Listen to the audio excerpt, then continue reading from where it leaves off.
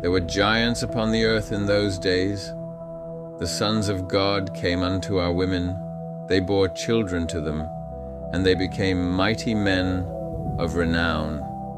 At first we worshipped them, but when we could no longer sustain them, the giants consumed us instead, drinking the blood of all life upon earth. They're gone now, judged by God, and like a bad dream, we have forgotten about them. But their image echoes through our traditions to this day. In spirit, they go by many names now and lie about who they are. We still offer our bodies to them for power. We dress like them to let them in. We must remember, to know our enemy, we need to understand what they looked like.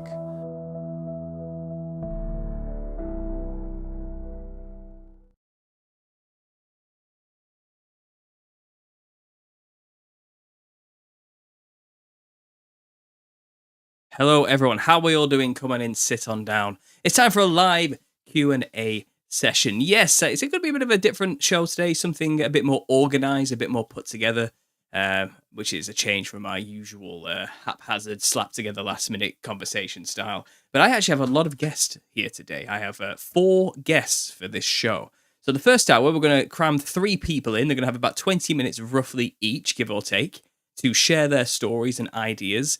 And our opening guest is going to be talking about the clowns. And you may have just seen there that there was a minute-long, what looked like a movie trailer of some kind. I think that might have been Russell Crowe's voice from AI being used. But that was a fan-made, subscriber-made intro based off of the Nephilim Look Like Clowns. He messaged me today. He sent me some really cool AI videos he'd made. And he suggested making just like this short film-style trailer about the idea of living during the times where these giants would have been that looked like clowns. I said, yeah, let's go for it, you know. So I sent him some pictures. I sent him like a little bit of a rough script, and he threw that together, and I said, yeah, let's play it. Let's have some fun with this. So he wants to remain anonymous, but I thought it was pretty cool, and I thought it'd be fun to share with you guys there. I hope you enjoyed that. I certainly did. If you guys do want a signed copy of the book, I actually have a few left. Let me see here. I've got 3 hardcovers, and I've got 3 paperbacks left. And I would like to shift these because they do take up a lot of space in the office. If you want a signed copy of the Nephilim Look Like Clowns, just send me an email at understandingconspiracy@gmail.com and we can get that sorted. It's £50 for the paperback and it's £60 for one of these if I can reach it. Here we go. For hardcover. So there we go, guys. If you want one of these, send me a message and we can get that sorted at understandingconspiracy@gmail.com. And we're going to open up by talking about the clowns because my first guest today messaged me a few days ago saying he had his own encounter with the demonic. And lo and behold, they looked like clowns himself. So, are you there? Can you hear me? I'm here. Thanks, Madroho, for joining me. That is his pseudonym. That's not his real name. But yeah, thanks for being here. Let me just quickly switch it up so the guys can actually see you. That'll be nice to have a face to the voice. If you're listening to this to audio only on podcast version, wherever you get your podcasts from, which are now available for anybody to listen to at any time, you won't be seeing any of this. But the information will still be here. So there we go. We can see him. Are you okay? How are you doing? Somebody, because I've told no one, so it's something that's gonna be a first for me. Absolutely, yeah. They may have just missed the first few words you said there because I stupidly didn't press go on the volume, but they caught the back end of that. You're happy to be here and you're happy to share your story. So yeah, I'll give it to you. The floor's yours. You've got about 10 to 15 minutes roughly to lay it all out. Alrighty. Conversation, but floor's all yours. Go ahead, tell your story. All right, let's just go. Let's just give it a go. Like I said, I never thought I'd be telling this to anyone. It's pretty surreal that I reached out to you and you kind of just were like, "Hey, you want to be on?" I was like, "Sure." I suppose I didn't really expect to tell this to anyone, but then I came across your work and was pretty much just blown away because of the experience I had when I was 18 involving this Nephilim clown demon that I encountered. So I kind of just waited a little while, listening to more of your stuff as time went on. And then just recently reached out to you. So I've been listening for about a month or so and then decided, hey, I should probably just see if if he wants to hear my story. Cause I've never heard anyone talk about what I've experienced. And like I said, I've never told anyone. So it's just kind of like, it's a crazy experience. So I'm just trying to be centered and make sure I don't have any weird visceral reactions when I start going through this. I probably won't, but like I said, it was a very traumatic almost experience and that's stuck with me to this day. I imagine. So basically what happened was it involved a girl I was seeing when I was 18, like I said, working at a retirement home as a dishwasher at the time. Best job in the world. So we basically just started kind of dating or trying to date. I asked her a question when we first started dating because I was interested in the topic, but I at the time was not really super focused on wanting to know more about paranormal activity or anything like that. But I was kind of curious, like everyone was like, "Oh, what's a ghost? What's a spirit? Something like that." I was kind of just like genuinely curious. So I asked her, have you had any paranormal experience? Paranormal experiences? Have you had any weird contact? Seen anything weird? Just because I was interested, like I said. And she said, yeah. And she just casually said this old lady was kind of in the corner of her room one day as she was awake, just staring at her, laughing, pointing, going, just stuff like that. And I thought, okay, that's, weird.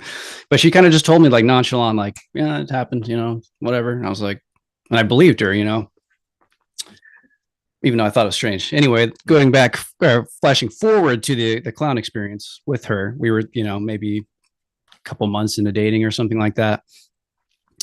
And she asked me if I wanted to go with her to stay at this house that she was house sitting for, like someone who's going to be out of town. She needed to, watch the dogs in the house. So she asked if I wanted to go. I don't know why I did at the time. I was just kind of like, okay, let's hang out. Why not? It's a whole, well, I mean, come on, it's a house, to ourselves. But it was a nice house. It was pretty much like I wouldn't describe it as a mansion, but it was huge. It was huge. It had a top and lower floor, regardless. So we were watching the movie Spaceballs. I had never seen it, so I was like, "Hey, let's watch that," because it was on the what we were using at the time. It was this was like 2009 or something, so it's probably like pay-per-view or something like that. Regardless, yeah. So we were starting to watch Spaceballs, and there was a moment when we heard footsteps upstairs in the kitchen, just loud, kind of jumping or moving around, just dun, dun, dun, dun, just kind of making noise. And we both literally just looked up like this at the same time and looked at each other and went the whole eyebrow raise and just ignored it. Went along with just hanging out. We went back to sleep after we felt like it was a good time to go to sleep. I was tired. It was probably like 10 o'clock, 11 or something. We had to get up early at like 6 to go to work at that time. So that was bedtime. So we go to bed. And then this, I don't even know where to start. So the first thing that gave me the weirdest feeling, like I probably should have just left, was I saw, well, I mean, I was young though, so I guess I was fearless in some regard, but I saw this picture of a clown, a literal like portrait of a clown, like this big, nice portrait. Like the frame was super nice and elegant, and the clown was it was like the most detailed picture of a clown I've ever seen. Just kind of sitting, like doing one of these, kind of looking at you like that, like a pose. He had the whole what do you call it? Traditional clown. I mean, it had the whole garb and everything, but I remember vividly the whole scruffy and ruffled neck thing. Yeah. So I remember I looked at that when we went to the room, and that was just like right as you walk into the room to the left by the light, and I was like, that's really weird. Why is there a picture of a clown on the freaking wall, you know? Also, there was like a corner of the room that just had a dresser, and it was full of just random dolls, like Raggedy Ann, all this sorts of like just childhood dolls, you know. But it was full, like to the brim, just a mountain of dolls. Pretty weird. I assumed it was maybe a girl who'd lived there who maybe died or something. I don't know, because I didn't get any more info from the person about it. But what I was going to say is after seeing that, kind of like was like, okay, this is weird, whatever. But you know, I was tired. We're going to bed. Thought nothing of it. We both laid down. I just kind of stood up, or laying at I just laid on my back, looking up at the sky or the wall, the ceiling, whatever, and just thinking like, this is weird, but I should probably eventually just drift off, you know. She fell asleep. I was awake the entire night. I don't recall falling asleep. I might have for like an hour or something, but I remember being super tired in the morning. We got a Monster energy drink and everything. It's fine, but I don't recall falling asleep. I remember staying up and then having the experience, and then just looking up the whole night after that happened, just kind of freaking out and just thinking to myself. So what happened was, the dogs were sleeping on our feet on the bed. I was just laying there like this, and all of a sudden I start hearing the doors opening up and closing, and there's maybe, I don't know, 10 doors upstairs at least. There's a lot. I mean, maybe 8, I don't know. But either way, they were starting to close and open slowly, like that stereotypical like stuff like that. And they would just do that randomly, and there's no wind or anything that was to making me think that like there could be just a draft coming through. I was like, that's kind of weird, you know, just kind of just been like, okay. The dogs weren't freaking out. So after that happened, there was loud thundering footsteps that just, from like, I assume it was probably from the back of the hallway all the way towards me. It came from there to me slowly and making really loud thundering steps. Just doof, doof, doof, just like really, but you couldn't feel any like sensation. You just heard the sound. It was weird. And so it came all the way up to me as I was laying there. So I could hear it, you know, coming from the back all the way to me. We're laying there. And I just was staring up, just kind of looking at the sky, thinking, okay. At the time, for some reason, I was thinking that love was the only thing in my head. I was thinking like, how can I help you? What can I do to, because I knew I was interacting with something. There was something here. You know, it was like, I couldn't see it obviously, but something was there. And so I just kept thinking in my head, like, how can I help you? Like, what can I do? Like, what do you need? And then, I mean, it went away, but I was still laying up looking at the ceiling. After that, after it just kind of just came up to me and then just left. And after a while, the wall and the backboard of the headboard, that was called, like behind the bed, it starts just rattling and just like a jackhammer. But you couldn't feel the sensation. It just sounded like a jackhammer was there. It was weird. And I'm looking back at it, just going, I should get the fuck out of here. I was thinking at that point, okay, this is just, but something in me, like something deeper inside of me just said, don't fear. It's going to be okay. Just don't worry. Don't let this thing, don't give in to the fear of this thing because it wants you to do that. It wants you to leave. It wants you to freak out. So I just stayed. And like I said, I don't remember falling asleep because I was just looking up at the ceiling the whole time. And then she eventually gets up when we have to leave for work. And I tell her about it. And I tell her, I don't want you going there anymore. And if you are, like, let me go with you, if anything, like, but after that, I mean, we just went back to work that day and I just kept thinking about it since then. Trying to think of any other details that might have been important. I mean, if you have any questions at this point, yeah, I mean, that's the bulk of the experience was, this thing came and tried to interact with me and I just thought positively towards it and it left, but I don't know if it really did. I had a, what do you call it? Akashic records reading at one point. I don't know if you're familiar with that. I had that happen, like 2 years after that, just out of curiosity, because I was still learning about like spirituality and all sorts of subjects of that matter. And so I was curious. And so I did that with somebody and they told me that spirit was no longer with me, or that thing was no longer with me, whatever it was. So I guess that was comforting, like, I guess to some extent. I haven't had any weird other experiences with that or any, like, to think that thing's following me or anything, but I've heard other people say that they have had things follow them and stuff like that. So creepy. So yeah, it was, I don't know what to say. It was mind blowing. It was just scary, but like I said, I tried to remain just calm and level headed towards the whole situation. Good for you, because I wouldn't have. Yeah. No looking back, I kept telling myself, why didn't you leave? Well, yeah, I mean, yeah, someone there in the comments, I think someone there in the comments says, I'm getting my Bible and my gun or something like that. Like it's a terrifying situation to be in. And, a few questions, really. I mean, why was this girl you were seeing house sitting this particular terrifying place stashed with dolls and clown portraits? What was that about? Why was that even a thing that was happening anyway? What was going on there? Good question. That is my question to this day. I got that burned in my mind, that image of that portrait of that clown. I don't know. And like I said, I was thinking that the dolls might have had something to do with, maybe they had a daughter and they died in some weird way. And then they were just heartbroken. And so they wanted to just like keep all the dolls around, keep adding more, and because they couldn't stop thinking about her. And like, I even thought maybe that this demon was the girl who got trapped because she died in some weird way. I don't know. But regardless, I don't know what it was. Couldn't tell you. Well, it sounded like a giant with its loud footsteps and its ability to rattle the bedboard and all these type of things. Obviously, it was a spiritual encounter, so you didn't actually visually see anything.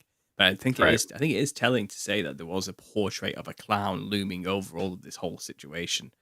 And my research has shown that wherever you show an image of something, or if you dress like a clown, you are evoking that thing by creating a representation of it. And people don't know this. It's not like they're doing it on purpose, but if you have images of clowns around you, or you dress like a clown, you're dressing like something that looks like that in the spirit realm, and that's the disembodied spirits of the Nephilim.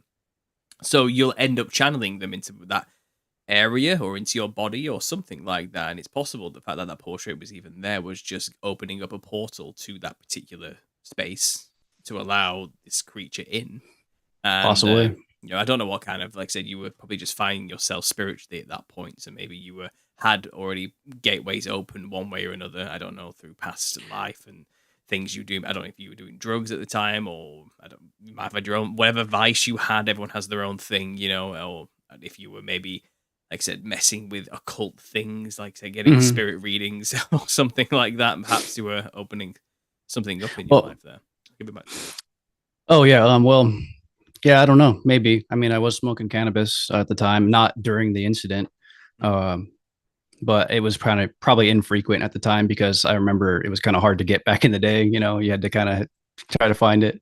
So I didn't always have it, but so maybe but I also remember there's an experience I had when I was like 10 or 12 with a Ouija board, and I don't even remember what happened, but I remember me and the person like made it move and do stuff and say things, but I don't. And then there's whole childhood trauma involved with that. And I don't even want to go into that at all. but I had some crazy stuff with that happen that's still sticking with me to this day. But Well, yeah, I don't know. Maybe the Ouija board opened something. Maybe this and that. Yeah, who knows? Maybe Ouija boards are no joke. They're definitely not a Yeah. child's toy as much as they've been marketed that way. They are a serious portal opening tool.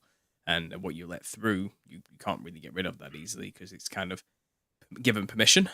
And that's the issue. They're very legalistic demons, I've found. And it seems like you have to allow them in. It's vampire rules. You got to let the demon in. You got to invite it in somehow.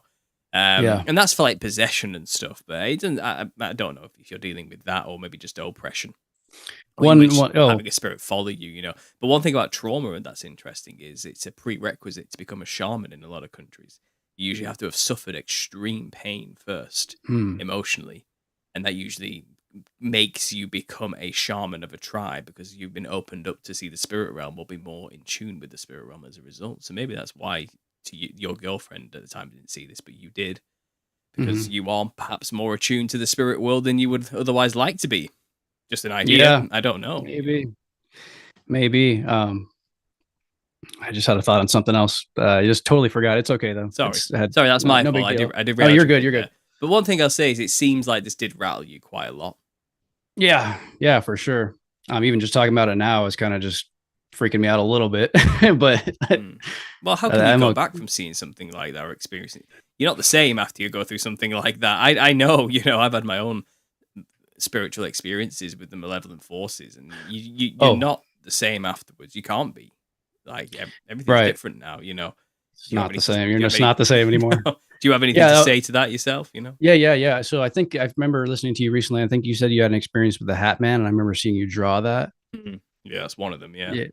Yeah. So I think I've actually had that similar. I don't know if it was him, but I know that there was a shadowy figure that was in the room when I had a sleep paralysis experience and drifted off into what I thought was an astral projection type of thing at the time, but maybe it wasn't. Regardless, it was possession, because in the dream or the experience, I looked into the mirror and I had blue eyes, and I was looking at myself. I have green eyes, so I was like, "Why do I have blue eyes?" And then I look over at my dad's in the living room, and he goes, "Oh, you're possessed, son. Just go to bed." And then I woke up. So. But I remember that feeling that you couldn't breathe, you can't speak, you're just laying there like, It's a horrible experience, sleep paralysis. I had that when I was living at my house or my parents' house. Yeah. So 17, 16, something. I think people listening to your story here, more than you realize, can relate to what you're describing. Like I kind of mentioned it in the book towards the end, and it's kind of, I don't think there's a single human being alive on this earth who has not had a demonic experience. They're just not telling you about it because this world is frowned upon to even consider such a thing. Some people are scared to be considered crazy or schizophrenic or something, or be judged by their family in some way. So a lot of people don't talk about it because they're scared to talk about it. I mean, we're nut jobs in some weird corner of the internet, screeching away in our own schizo posting manner. No one cares about us. Like we're already full. We're too far gone. No one's telling us to shut up. But a lot of people, just day-to-day life, who maybe haven't even thought about spiritual things, who are just living their life, like I said, raising their families, going to work, and then suddenly something like this just happens. You don't tell people. They're too scared to tell people because, again, they're scared of being judged. But I feel like we're living in a time where people are becoming braver to share these experiences, and we're realizing, actually, it's the norm. It's not unusual. So thanks for sharing your story. I think it's going to help a lot more people than you realize. Yeah, no problem. I'm glad I was able to honestly just get that off my chest too, and to tell someone. And I think you're right. I think people now nowadays are willing to just speak the truth, even if it's weird or something that they experienced was really weird. I think I'm just feel like I'm seeing more of that. So I felt like it was a good time for me to just to kind of help anyone else in the similar situation, or at least let people know that they're not crazy if they've had that experience. And a friendly warning, if it does happen to anybody listening, and even to yourself in the future, call on the name of Jesus Christ and watch them flee. You'll be fine. He's got you back. Don't worry about it. So thanks for coming on and sharing that story. I really appreciate it. Stay in touch. Email me anything else. If you want to come on again and share any more of your spooky stories, I know you told me you had a few more experiences with paranormal things throughout your life. Feel free to come on to the next live Q&A session and share some more. Sure. Yeah, I definitely have a couple others at least I can think of off the top of my head.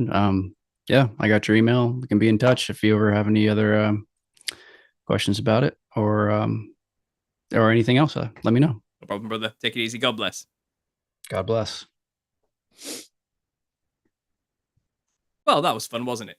What an interesting conversation. It's always nice when people feel confident to share their stories.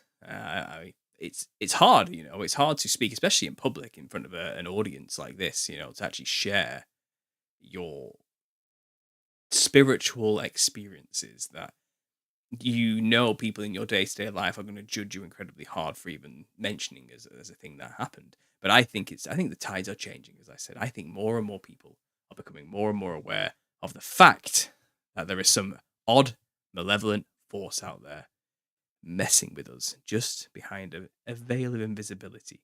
And I think people are tired and exacerbated with the typical, shall we say, secular worldview that, well, it's all just matter, the spiritual world doesn't exist, it's all just in your imagination, or maybe it's the collective unconscious or something, if you want to get all Jungian about it. I think people are tired of that diatribe and are finally turning to more truthful, biblically grounded spiritual understandings of demons and the spiritual wickedness in high places. So I've sent a Zoom link out to the next guest. She's reached out to me and wants to share some stuff about the Millennial Kingdom and her own research as well. So if I can just quickly find this here. Where's it gone?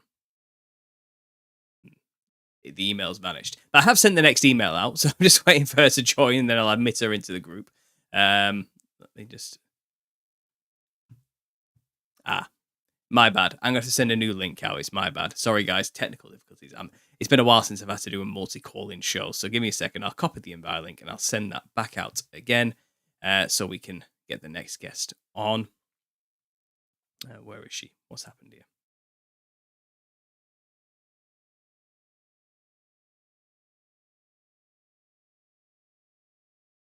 That's strange. The email's just vanished as well. I wonder if she's deleted the email or something. Maybe this is me. I don't know what I've done here, guys. Give me a second. Let me just check the bin. No, I didn't delete the email, so that's not gone. The email I've just sent her has vanished all of a sudden.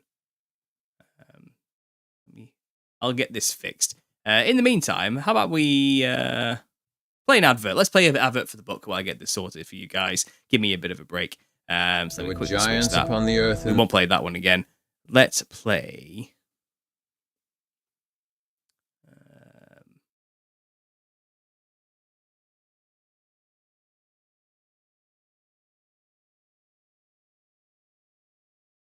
Everything's changed. I don't have any adverts to play you guys because LBS broke on me the other day and I had to reset it all. But yeah, let me just quickly get the link and send this to the right email. I don't want to send it to Dave. That's our next guest. Here it is. I'm going to send another email to our next guest, Shauna. I think it's Shauna. Yeah, it's Shauna. So Shauna, I'm going to send you the correct one now. Here we go. So join the latest link I've just sent you, and you should be able to join me into a Zoom call, and we can get this conversation started. So I do have another guest after Shauna as well, and they too want to share some of their own ideas on the Millennial Kingdom, and then we're going to segue into a bit of a mid-show break. I've got a musician who shared some wonderful music with me, some music he's written himself. And I like it. It's biblically grounded, and I thought, you know what? Maybe I'll make it a regular segment where I kind of share with people other people's music in our little circle here, because I get plenty of people reaching out to me all the time trying to share their artwork, and I do feel like this would be a good way for us, to get the message about each other's work, network quite well, share each other's creations, and if you're interested, maybe next week you want to share your music or something you've made. Reach out to me, show me what you've got, and I'll let you know if I'm going to be playing it or not. It have to be relatively clean, I've got a bit of leeway here and there. But yes, that link will be invalid, but the one I've just sent you is valid, Shauna. It's the brand new Zoom call, which I've just created, which you can now hop onto with a brand new link. And there we go. So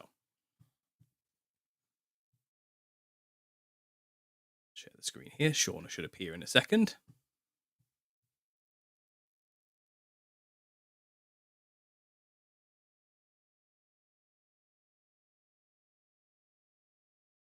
And we'll just wait for Shauna to get her microphone and camera set up.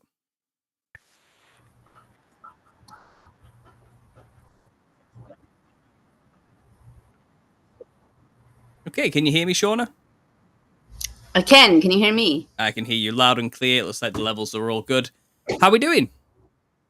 I'm doing well. How are you? I'm good, thank you. I'm very good. So we won't be doing cameras. I'll switch back to me while we're talking here. But yeah, what would you like to share with us today? Because you sent me a bit of an email, and we were talking about 1666 and quite a few things, quite a few ideas you had in your own right. And you were saying, "Oh, we need to talk sometime." I said, "Well, why don't you come on tonight and tell me all about it? Let's tell everybody else about it as well." So, you feeling brave? Are you ready to share your ideas? I think I am.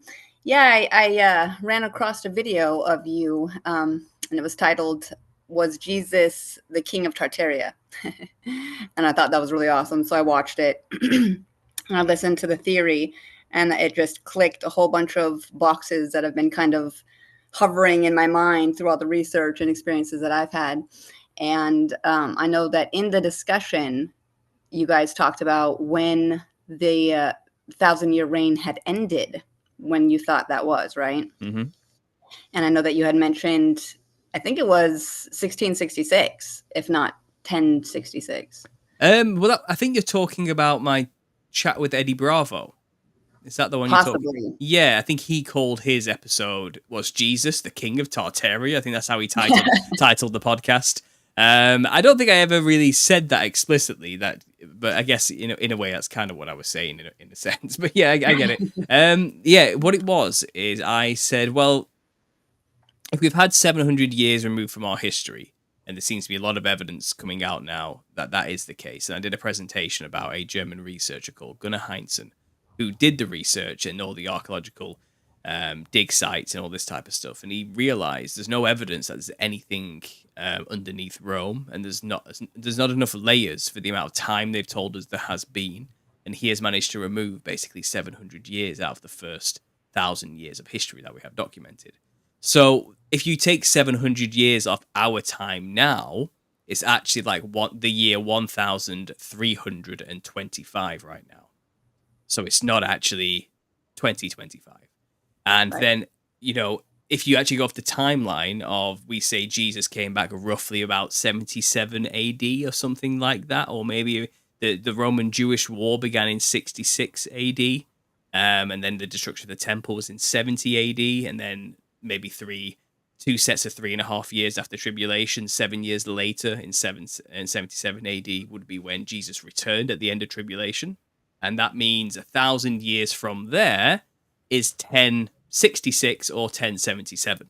Do you get what I mean? And that would be the end of the millennial reign, around 1066 to 1077 period. And then since then, it's been about 240 something years.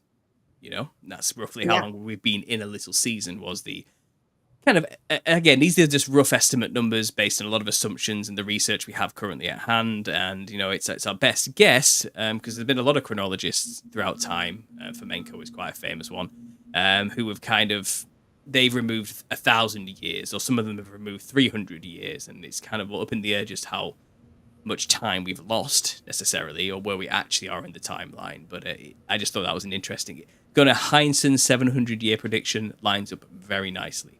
I would say that, but I'll give it back to you. And what were your ideas off of that concept? Yeah, well, I've done a lot of research on, just conspiracy in general. And a huge conspiracy that is out there is the fact that, we are slaves and we're slaves to a corporation such as our governments. So there's a theory out there that the governments have been incorporated. You can find a lot of evidence to this, but one of them was the Seste Cuvi Trust, which is a trust that the Vatican has created through the Unum Sanctum, and it basically just claims the souls of every human being to that trust of the Vatican. And to me, it just just listening to you guys talk, I was, I know that I guess Eddie Bravo was questioning some of the things that are, said, such as, oh, well, what about the mark of the beast and all this other stuff? Because you said tribulation had already happened. Mm-hmm. And I was just thinking, I mean, wouldn't it not still be, conducive if the little season still maintained all the stuff that was bad from before? I mean, so to me, that just sounds like they found a way to implement their system again if they came back. Yeah, I've theorized the exact same thing. I think we live in a new revival of Rome prior to Right. the destruction of Rome before tribulation. I think it says in Daniel 7, he has his vision of the beast kingdoms and the beast systems. And the final beast, which is talking about Rome, which was unlike any other beast, diverse in all its ways, Now, you have to remember as well, Rome is an amalgamation of all the other beasts that came before it as well. So all the architecture was stuck around, and was built upon and advanced and furthered. And it was kind of perfected through Rome. And I think by that point, the whole earth was Rome, if you want to define it as that term. They probably had many other names for it in many other places. But I think the beast did conquer the whole earth just before tribulation kicked in. And I think it explains in Daniel 7 that the kings of the beast, of these kingdoms that rule over the earth, they would be given extended life through the Millennial Kingdom, basically. And it's implying that they have to kind of watch as the saints get to rule their kingdoms in their stead. And they get everything taken away from them. And they're kind of forced to live through the 1,000 years and watch other people rule their kingdom instead of them, And it would make sense that they would go underground and start secret societies to stay hidden during that time. Possibly immortal, living for like 1,000 years. And as soon as the little season began, they were just waiting to take back over and pick up where they left off, which is why we seem to live in a Greco-Roman revival architecture style world, for some reason. Like especially in America, every state building is like a domed, pillared, Romanesque Colosseum of some sort, you know what I mean? And it seems like that's where they picked up where they left off, and Babylon was revived. I think Rome was Babylon as well in many ways. I think a lot of the names have been cross-referenced and kind of mixed up to confuse us. Our history isn't 100% what we've been told it is. There's some mix-up of names and lies thrown in there, and just to confuse matters. So I think, we would be, in a way, living in Rome again. We're back where we started in the little season. And as far as Satan's concerned, it's like he blinked and he's back where he was to begin with. So it wouldn't surprise me. But go on, I'll let you keep going, because obviously you had your ideas about the government. This is great. Well, to me, that sounds legitimate to what kind of a life we're living now. Because if they did have to sit and watch Jesus and his saints reign over them for 1,000 years, you'd think they'd be extra salty about it. Mm-hmm. Oh, yeah. So, and I have studied for a very long time the occult. So like the Freemasons and all the secret societies, and basically how they created law, the law that governs all of us. I have strong research in the quote unquote conspiracy of like the legal everything. I have a channel which is called Audit the Administration. And I basically try to advocate for people to, know what's going on around them, especially administrations, and not just governmental administrations, but everything that quote unquote administers to you. And if you think about that, it's all very religious that they've taken out. They've separated church and state ridiculously, but they still operate in religious terms. So like if you're talking about, courts or whatnot, they minister to you. And to me, that just sounds very strange to me. The clerks of the court, they have ministerial duties. And, all of the law, if you actually think about it, stems back to what we would call God's law, right? Mm-hmm. And they've just usurped that power through, changing words and changing the viewpoints of people. Because, we all know that the sovereignty of the king came from what they believed was the Vatican, right? And the Vatican is supposed to hold the Vicar of Christ, or, the godlike authority that they try to claim onto people. And that so you're saying it was in 1066 or 1666, was it, where they introduced this idea where humans are owned basically from the very soul and essence by the Vatican. Is that what you were telling earlier? Do you want to kind Yes, of yes, reiterate that point? 1066, when the kings of Europe decided to create the Sesta QV Trust, which is the use. And basically they claim that a lot of it came out of the Magna Carta that we live under now. But then in 1066, they made it the Sesta QV like global. And again, all this is hard to understand because it's legal. You know, they don't ever teach law. They don't ever teach any of this stuff. So, you know, we operate under English law here in America. People don't understand that the bar is the British accreditation registry. So like all attorneys, they're foreign agents of the bar, the Temple Bar, the Queen's Court, you know? And it's just difficult because just like we're talking now, we don't know history at all. And they did a great job of, you know, obfuscating any kind of truth, for us to have to really, really, really dig down. But basically, what that is again taking the authority that the Vatican gave to the kings, the sovereignty as they call it, and then putting that into, you know, law, supposedly, like the Magna Carta. We like to pretend that that gave us freedoms or independence, but it gave the nobleman, you know, the freedom from the king, from his authority. But so it's really interesting because again, coming from the secret societies, we know that they're all very legal and business like. And you know, so yeah, basically the Vatican took the Sesta QV and every soul is accounted for. And I mean, it's really big. There's a lot of information here, but they make money off of every single person. That's why when you are born and you have a birth certificate, they put your feet prints on it. You know, they take your soul. And that's basically you registering with the Vatican, and anything that's registered becomes property of the person you registered it with. So we become property of the Pope or the Vatican or whatnot. And all that authority, you know, runs through what they deviate to be authority, you know, like the king. The king has authority from the Vatican. Spiritually speaking, only through our own Yes. consent, though, correct? Yes. As long as we comply with that, then yes, Yes. we are beholden to their rules, their life, the world they want to create for us, and we can live in their kingdom if we so. But Christ's kingdom is an everlasting kingdom. And when it was established after the tribulation and after the millennial reign, it was still here, is eternal. We just didn't say in short season where he's laid over his false maritime law, as you call it, you know, this legalist system instead. But Christ still reigns supreme. Christ is still king. And at any moment, we can reject their system and step into the kingdom of Christ instead. And, you know, nullify any contract that we made with this false system to begin with. We do have those rights. And there's a lot of videos out there and channels out there that kind of explain how you actually do, you're not responsible for your paper self type of talk. You know what I mean? Like, and you actually don't, you are not that actual legal entity that it's making you out to be. It's all just, like I said, you've been confused by legalist jargon to think you're beholden to do certain things when you're actually not. Maybe I'll have to get you back on sometime to explain this more clearly to us, because I probably just made an absolute mess of it, to be honest, and explain that away. Well, because one of the biggest things about what we're talking is people are so afraid of Christianity and stuff like that. So even if you do stand on your square, so to speak, and do all that, people just kind of point and laugh at you like, what are you talking about? Jesus, what? You know, so it's just interesting how, like I was saying, they obfuscated our own authority from God so that we can stand on our square in the name of Jesus, in the grace of God.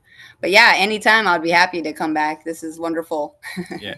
Well, all things are being revealed now, I think. And I think people, like I said, starting to realize, hang on, we've been played. And I think people are turning to God and trying to find true spiritualism because they're sick of the fake spiritualism that's being sold to us for all the New Age nonsense and the scientism. And I think the Christ kingdom is becoming manifest on earth every single day. And I have faith. I have hope that things are going well. And it's people like you doing the work out there, explaining the truth that helps give everyone a piece of the puzzle and make the picture a little bit clearer. So thanks, Shauna, for coming on. I really appreciate it. And like I said, we'll definitely do this again sometime. Thank you. No problem. God bless. You too.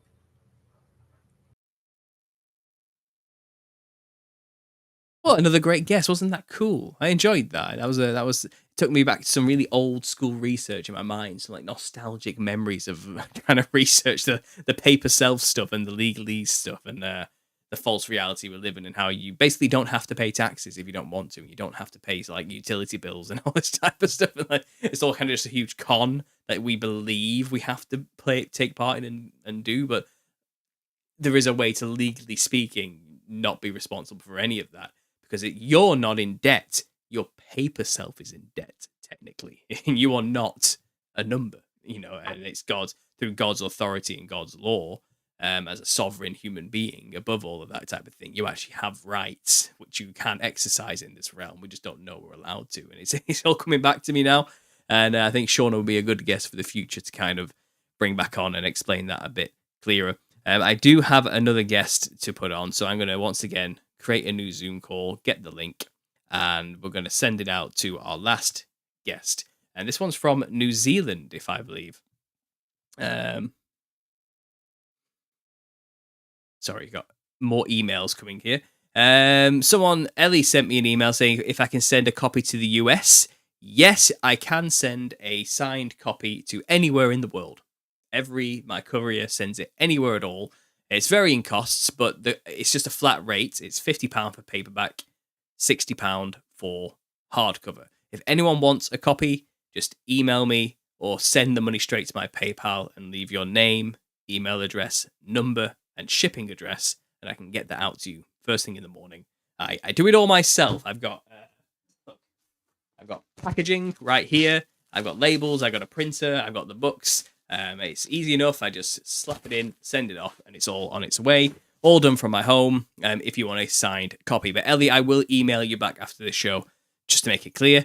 You just caught me right now where I'm actually looking into my emails by chance. So it says Dave is ready, so I'm just going to send him the link. Dave, if you're listening, get ready for the link because it's coming your way.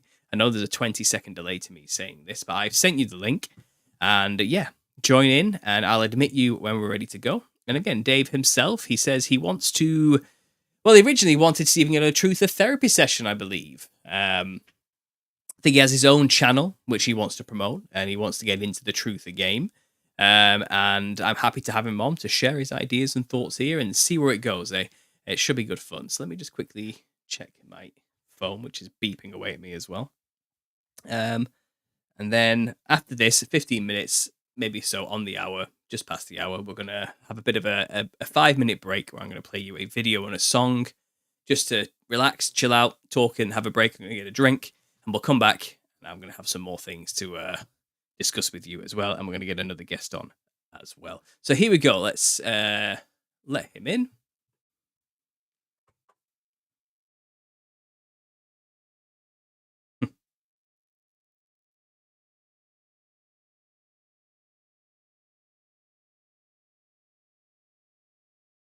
Can you hear me? Oh, his audio's connecting. 15 minutes, maybe so on the hour. Just past the hour, we're going to... You're going to have to turn off the video in the background. Just to relax, chill out. Okay. All good? Yeah, I'm all good. I'm kind of nervous to be on here. For the first time being on one of these kind of things. It's okay. What my advice is, don't watch the video. Don't look at the numbers. Ignore the people. Okay. It's just me and you. We're just having we're just having a conversation. Don't worry about it, okay? Forget about that. Why don't you tell me what it is you would like to talk about? Honestly, the truth is, there's like a lot of things I wanted to talk about. But since I got 15 minutes, I just want to talk about some of my views on the millennial reign and how I think that like the idea that the millennial reign like might be might have already happened kind of proves to me that like maybe Christianity was like hijacked. Like, like I know that might be an unpopular opinion, but it's like, I've looked into these ideas about how, the scriptures were tampered, how Constantine hijacked Christianity, etc., etc. And I think that like, I mean, I'm not saying that like anybody who promotes this idea is like trying to like deceive people, but it's like they kind of like like go with the assumption that like mainstream Christianity is true. Like most people who get into this idea are kind of into like Protestant Christianity or like just Christianity and all that stuff. And well, there's nothing wrong with Christianity. I think there's a chance that maybe it was because, it's like, I don't know if you think like colonialism or the 1600s, 1700s is like true in this idea, but, it's like, if it is true, well, these empires that went across the world, they forced these like native people to convert to Christianity in a really bad way. And I'm like, I mean, I guess the best way I could prove it simply is like if I was Satan, right, and I was like, I didn't like Jesus and all that, the thing I'd want to do if I came back I would want to pervert this movement and I'd want to like make everyone hate Christianity and stuff, make Christianity seem bad, but like hijacking it Yeah. and stuff. Like, I agree. No, I tend to agree with you that the Christianity that people think about, which is the perverted versions of, children being molested by Catholic priests or something like that, or I mean, yeah, exactly. or something like, like I said, the colonialist movement or the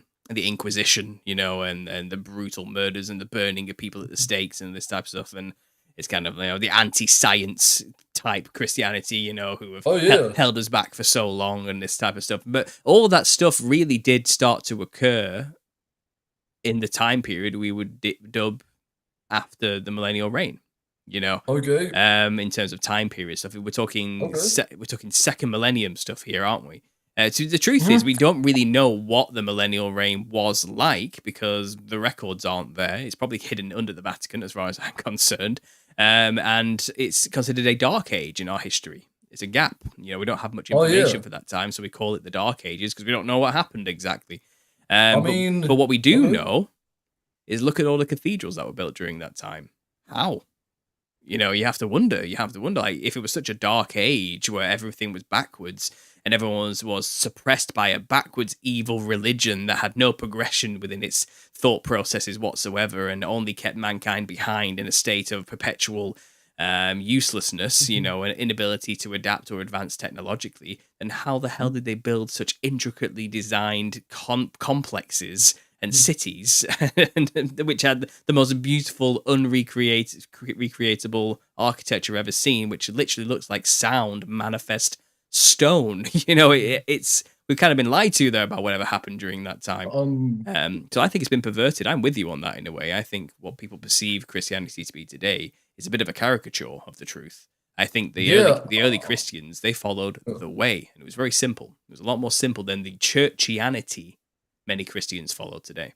I'll give it back to you. Yeah, I agree with that. I mean, on like the science, the hold back science thing, yeah, I don't really like I don't agree with that idea anyway. I don't think Christianity was hijacked to hold back science because science did it by advancing the Middle Ages. I think it was hijacked to basically promote a world government and to help out the Roman Emperor. Like, Yeah. I think like I'm not really like I guess maybe it might turn out that some of the historical facts have got to like a wrong or like the wrong timeline because I don't like I mean I'm still like on the fence about this Millennial Reign idea, but it's like I basically think that like Christianity was basically hijacked, to kind of like help the Roman Empire out. Basically the reason why I think they hijacked Christianity as opposed to trying to make their own religion, like trying to like make like Stoicism, Mithraism religion is because like Christianity is like, well,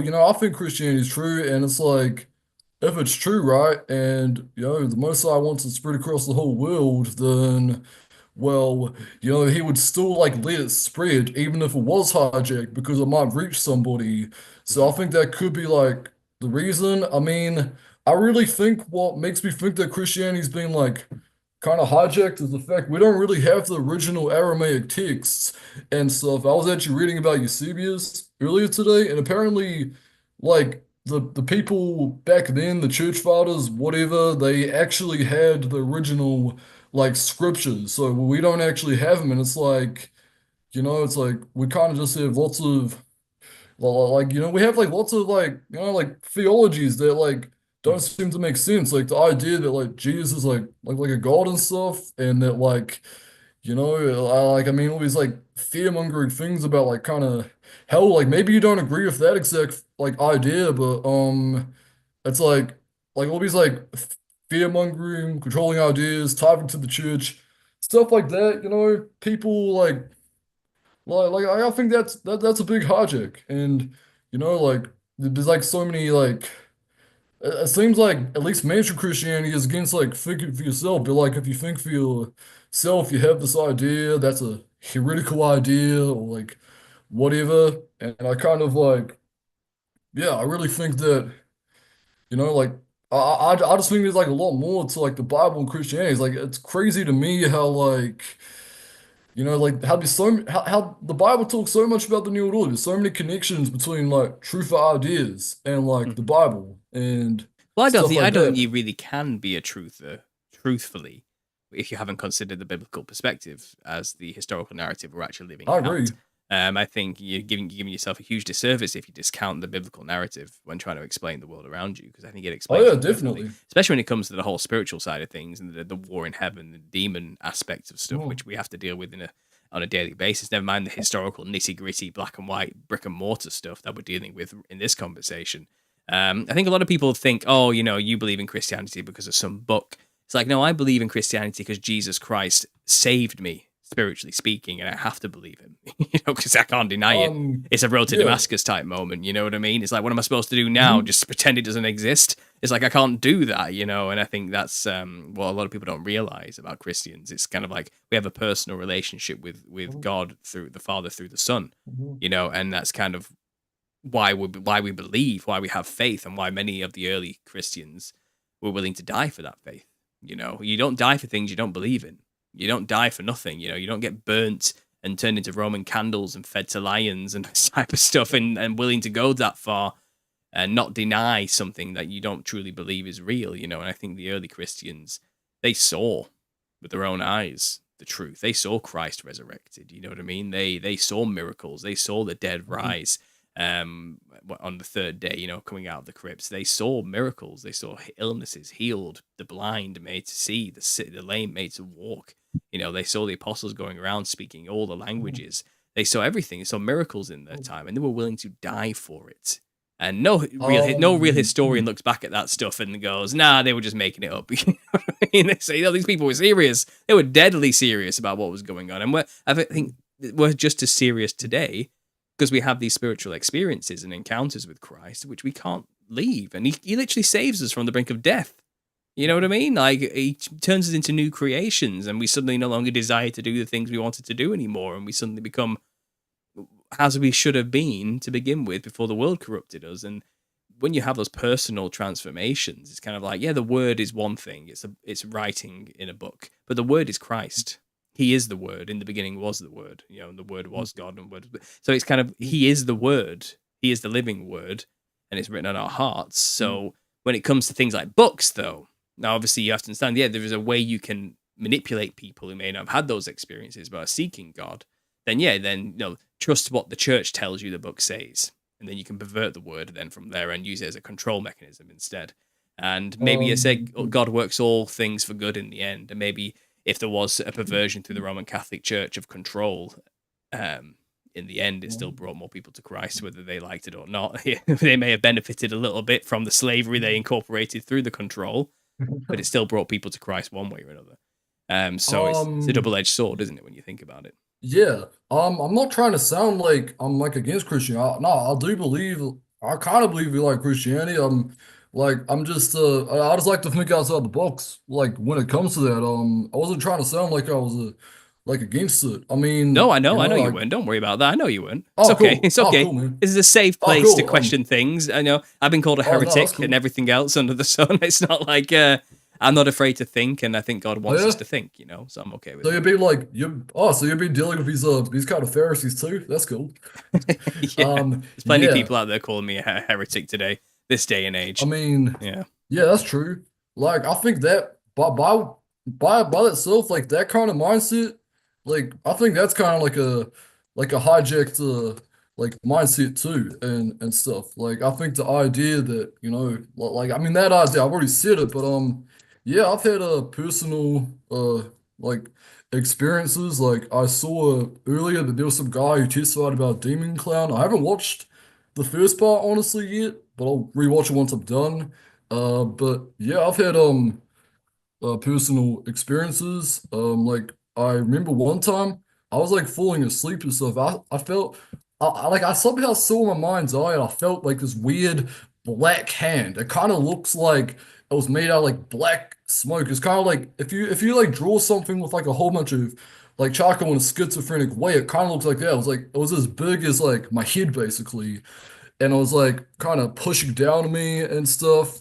And I said like the Lord's Prayer and stuff in my head. I can somehow speak it in my head somehow, Mm. and then it went away. So I mean, to anybody who like is having it, I say like try to do the Lord's Prayer. Like I don't know why, but that makes them like go away for some reason. Oh yeah, by the way, I have a question, man. Sure. If the middle rain is true, why has there never been like any prophetic dreams about? Like I don't know if seen many prophetic dreams on YT or whatever, but it's like why hasn't nobody ever had a prophetic dream about it? Like why do people don't people have dreams or visions about it if it's true? Like is there a reason why? Does God like not want like people to have dreams about it? Like why has nobody ever had like prophetic revelations about Little Season if it actually happened? Well, who's to say we aren't having that? I mean, I kind of mean like an actual like dream or like a vision. Well, Like I think people. It's explained that before Christ returns, there'll be a pouring out of the Holy Spirit, and old men will dream dreams, and prophecy will be everywhere, and people will be speaking in tongues, and the gifts of the Spirit will be all over the place. And a lot of people think we're living in that time now, and they're going around babbling, thinking they're speaking in tongues, or having dreams and claiming them to be visions from God, and all this type of stuff. And I think you have to remember, we don't wrestle against flesh and blood, and I am extremely dubious of the claims these so-called prophets make on YouTube, these modern day prophets and their interpretations of world events and how God told them it was this and God told them it was that and how we need to prepare for this and prepare for that because of the coming of our Christ and all this type of stuff. And I think either they're making it up, they're charlatans, they're in it for the money, or the spirit that's actually talking to them and telling them these things is false. I you think mean like fallen angels? it Like could I be. think it's probably fallen angels giving those dreams because Oh like yeah. it's like yeah. I I think so mean too. If we're in the little season, that ain't happening. Prophecy's done. It's over. What did Christ say when he was on the cross? it is finished. It is finished. There's no more prophecy after his revelation to John. That's it. Okay, I mean It's over. Like the only thing left is the final chapters of Revelation. That Satan's going to gather an army and go to war with the camp of saints. Then God will do fire from heaven, destroy his enemies, final judgment, new heaven and earth. They're the only things left to be fulfilled. There is no prophecy. There is no prophesying in the name of the Lord and the future coming because that time's over with. You know what I mean? John got the last revelation. And I think we need to understand that and put actually, audience relevancy, put some context into our time. If we're in the little season, then I think that that is over. That time of prophecy is over, and we're being played by unseen forces, Satan and his minions, and his underlings in the spiritual realms, playing with us and playing on people's ignorance to make them believe they're getting visions to further perpetuate the lie that we're living just before the millennial reign. But I mean Jesus' words made well, it very clear he was coming back in their time, not ours. So I have to trust him, and I have to then question the historical record we've been given, and I that's all we're mean doing here with okay. this movement. I mean, yeah, that's fair enough. I think it's good to be like somewhat like kind of skeptical. I mean, I still think it. I mean, I personally still think it's like possible that you could like get revelations, but like that Yeah, actually is a good point. personally, yeah, I think everyone can still talk with God and ask and you'll receive. And I think we can all get personal revelations and understanding and wisdom from God. The first step of getting wisdom is having a fear of God, and then if you humble yourself and ask, he'll show you things and he'll reveal things to you. It's a glory Okay. it's a glory of the king to seek a matter out, and I think it's up to us to seek things out and continuously talk with God to get revelation from him and information, but don't go start a movement about it and call yourself a prophet. You know what I mean? That's where you're crossing the line, I think. And I think that's where you're going to then go. Don't go out there and try and deceive the whole world with it. You know what I mean? Oh, yeah. It's Oh, kind hell of, yeah. because I think the goal of some of these people to say, I am a prophet. You know what I mean? God has given me revelation that I must tell all of you. Like, I'm here speculating about ideas, about interpretation of eschatology. I don't claim to be a preacher, pastor, or a prophet, or anything of the sort. I'm just a guy with a YouTube channel who doesn't know when to shut up, you know? Make that clear. Don't go out there trying to claim you are literally an emissary of God sent to earth with a message. You know what I mean? It's kind of... Oh, yeah. You're playing with fire with that. And like I said, we're under too much lies, too many deceptions. We live in an age of deception, and there are spiritual wickedness in high places, manipulating us at every turn. So we have to be very careful.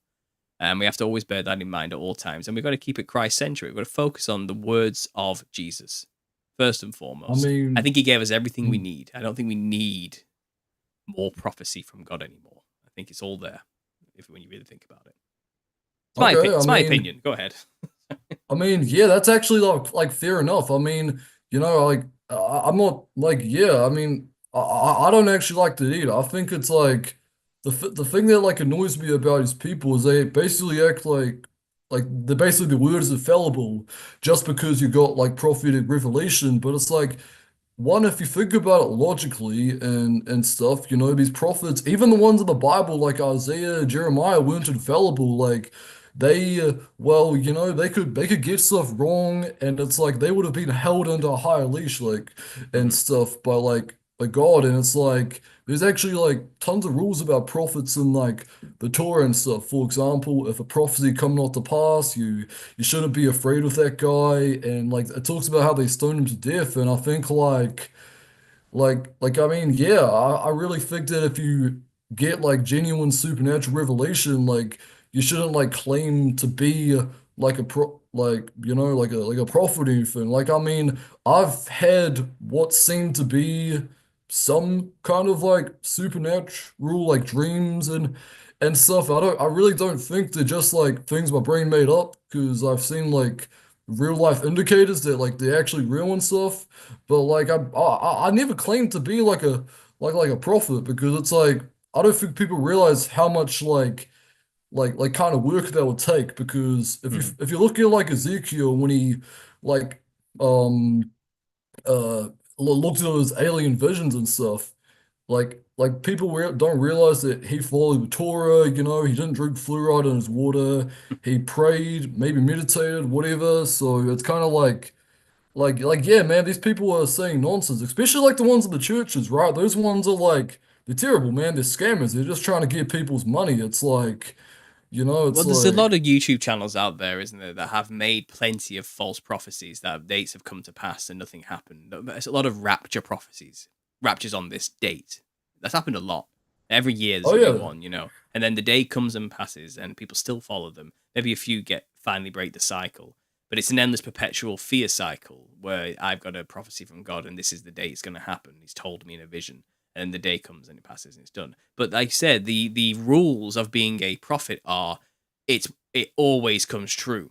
No ifs, no buts, no when, no yeah, but maybe, or oh, I forgot to carry the wands. It either happens or it doesn't, or you're a false prophet. It's simple, And I think it's don't put that on yourself. You're playing with fire again if you want to start claiming to be a prophet of God, no. It's just so dangerous, This has been a good conversation, though. I'll say. Is there anything you want to say? Do you want to promote your channel maybe to people who might want to continue listening to some of your own thoughts on these things? And then I'm going to have to take a quick break and move on to the next guest, if you don't mind, David. Okay. Yeah, I got like two channels I want to shout out. I want to shout out my own channel, Truth TV and Z. And also I want to shout out my friend's channel. There's like this channel called Orthoprax Christianity. Like, I don't know if you know how to spell Orthoprax, but it's Orthoprax of Christianity. Like he's basically promoting like a kind of alternative take of Christianity and stuff. It kind of like merges like that with Hinduism and Buddhism without being like New Age or anything and stuff. And it's like I've even like ask him if, like, I don't know, ask him if he'd like want to like be on one of these Truth or Fury series because he has like more content than me. So yeah, you two might have an interesting conversation. So I'd like to shout those guys out. Sure thing. Do And you want to send me the links in an email there, and I'll put them into the description of this video when I get a chance at the end. So if anyone okay, listening now can come back maybe in an hour's time, and the link will be there. Or if anyone is listening after the fact, the link will be there for you anyway. That'll be great. And of okay, course, Sean, if you're listening too, could you please leave your link in an email for your I tried to find your channel when you were talking, but I couldn't find it. So please send me an email as well. But thanks for coming on for this, David. I really appreciate it. And yeah, we'll do it again sometime. Like I said, just stay in touch. Any more ideas, anything else you want to talk about, just let me know. okay, yeah, sounds good. I'll see you around. Yeah, I'll enjoy this thing. Good stuff. God bless. Thanks for doing this. Yeah, all good. See ya.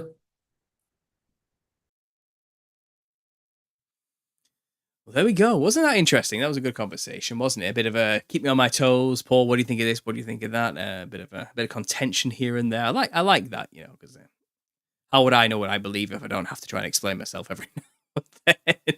I think he's on our side. I don't think he was really trying to, push the boat too much with his thoughts there. He had legitimate questions and ideas and concepts, especially about the modern church. I think we've seen the bad fruits of churchianity in the modern age. The either you're with us or you're a heretic against us attitude of some of these denominations in the dispensationalist, futurist, Darby, Schofield groups, and I think people are getting sick of it. I think we're realizing there's nothing the Christ is not in this. I don't think so. I mean, I'm not saying these people aren't saved. They may love Christ wholeheartedly and believe in his sacrifice and what he did for us to be saved. But I don't feel like the spirit behind some of the attitudes in those groups are a good example, shall we say. So, and like I said, I think a lot of people fall away from those types of groups and churches because of their dogmatic churchianity attitudes. Is that the polite way of putting it? I don't really know. I got to be careful here. But yeah, it is what it is. So, before I have a quick break, I want to explain that I'm going to play a song for you guys, and this is by somebody called Judah who reached out to me. He has he's made a lot of music, actually, and he sent me a link to his recent album, which is just released. But he's over the past 6 years, he's released quite a lot under the pseudonym of Yahweh and the Vagabond, which he is under now. But he also has made music under his own name, which I found, which I don't think he realized I would find, which is very 80s themed, and it's actually really good and funky as well. And I don't think maybe he's moved on from that style and he's turned more to the style you're going to listen to today. Maybe he didn't think I would find it. I don't know. But he's in the chat right now, Judah. I can see him there. And yeah, he reached out and said, I can use some of his music if I want to. And I'm happy to support a brother in Christ. He is clearly going through it. His recent album is very experimental, very much a cry to God in a way, a repentance to God. The insane ramblings of the recently converted who just is passionate and on fire and just wants to get it all out. So it may not be to everyone's liking, but I appreciated it. And what I'm going to play are actually some of his older songs here. But I'm going to play for you a modern version of his older song. It's called Endurance. So this version has more of a ska reggae upbeat vibe to it, but the original is not like this. And both are fantastic. So I'm going to play the ska upbeat version first for you guys, and I'm going to play a compilation of beautiful cathedrals and buildings and evidences and things like that, which I quickly put into a video format today in the background. Just have a bit of a mid-show break. And at the end of this show, I'm going to play the other version for you to play it out as well. So you'll get both versions in this show. Link is down below to his Spotify, where you can listen to all of his music. But I think you can get him on any platform where you get music from, including iTunes as well. So I'm going to play that for you guys now. And then when we get back, I'm going to have a special guest for you guys. So bear with me.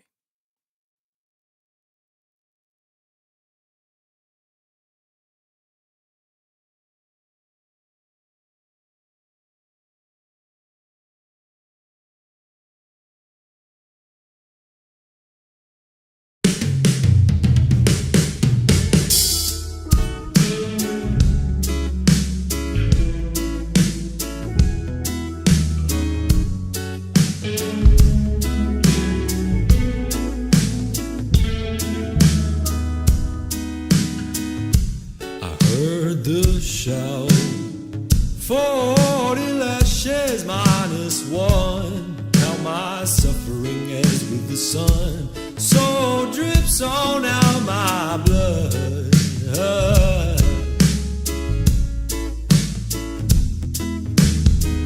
40 swore to an oath, until his death come by the hands of men, we shall stop. The Lord of Heaven's army shall protect me.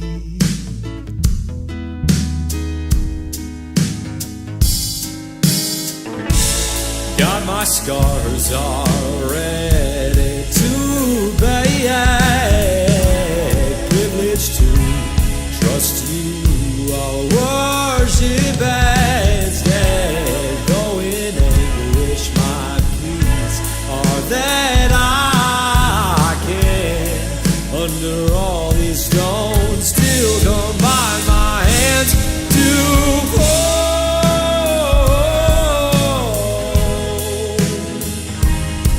pray. Thank you, Lord.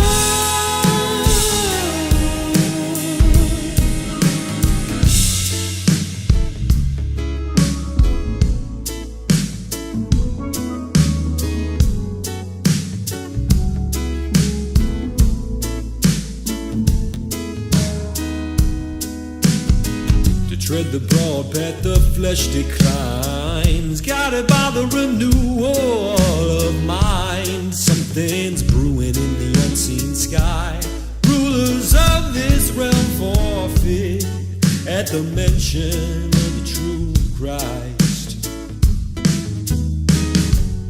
Bound are my wrists behind bars to chains for you.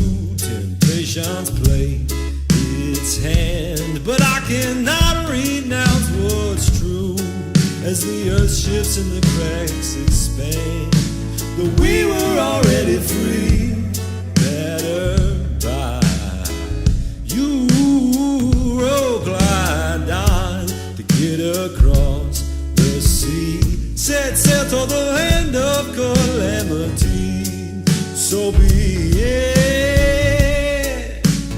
Count my prosperity, shared with the sun. Got my scars are ready to bear.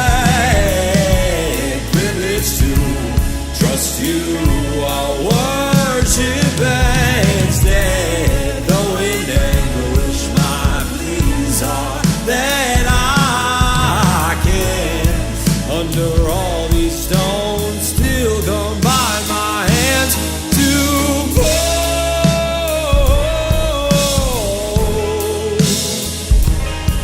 pray. Thank you,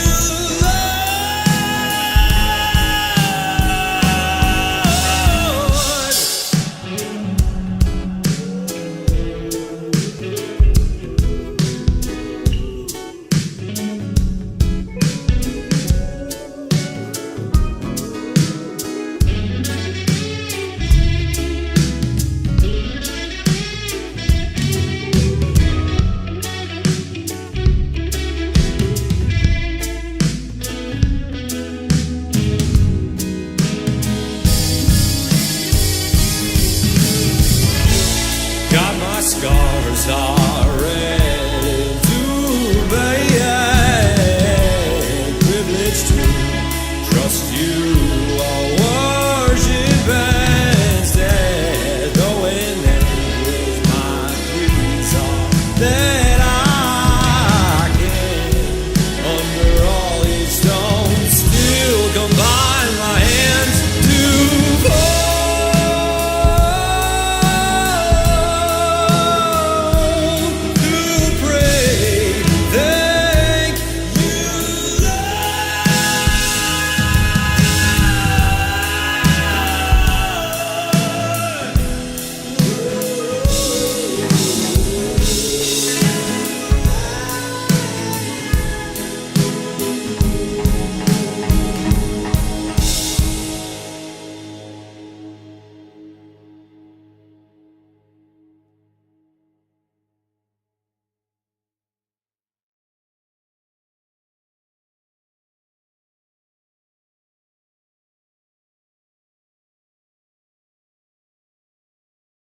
Wasn't that beautiful?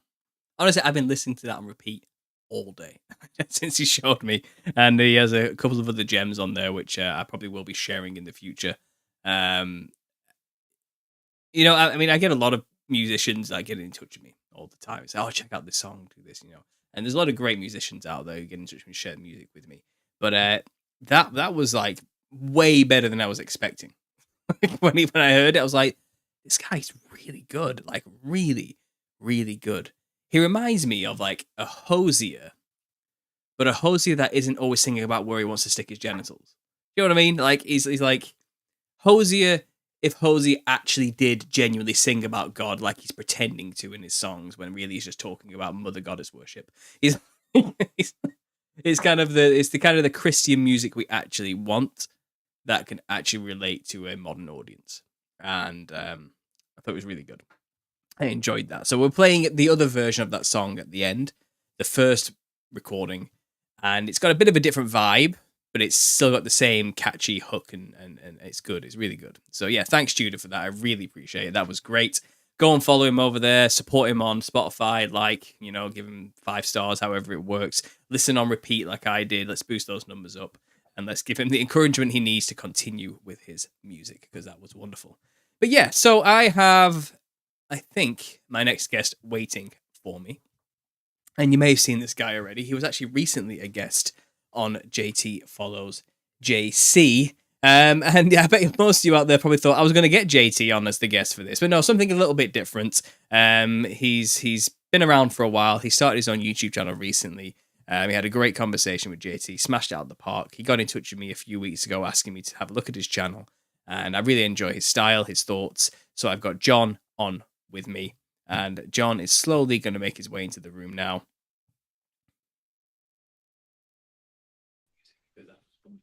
But yeah, so I have, I think. John, you're going to have to turn that video off in the background. How you doing, brother? You okay? Doing well. Can you hear me well? I can hear you loud and clear. I'm going to share the screen so the guys can see you. It's good to have you on. It's good to finally actually, face to face, have a real conversation. Absolutely. It's pretty exciting. I've been, I've followed you for a long time. So this is pretty cool to be able to talk with you. I have your book up here. I have both of Gary Wayne's books up here. Vitali's Soul in the Belly should be here soon. I'm happy that I was able to find this community, honestly, right? And I feel like being a conspiracy guy, right? Like I feel like I have my tinfoil hat is perfectly molded to my head. I feel pretty comfortable bringing up and talking about topics that like some people probably think are a little fringe, crazy. I went golfing with one of my neighbors and we were talking about stuff, and I tried to bring up biblical cosmology, and he was like, "That's the dumbest thing I've ever heard of." And I said, "All right, that's at least I know where my barriers are of where we can go with these discussions with him. We can go out, we can drink, we can golf, but we're not going to talk about biblical cosmology, right?" So, it's good to be able to talk with you, and honestly, this community has been it's been great for me.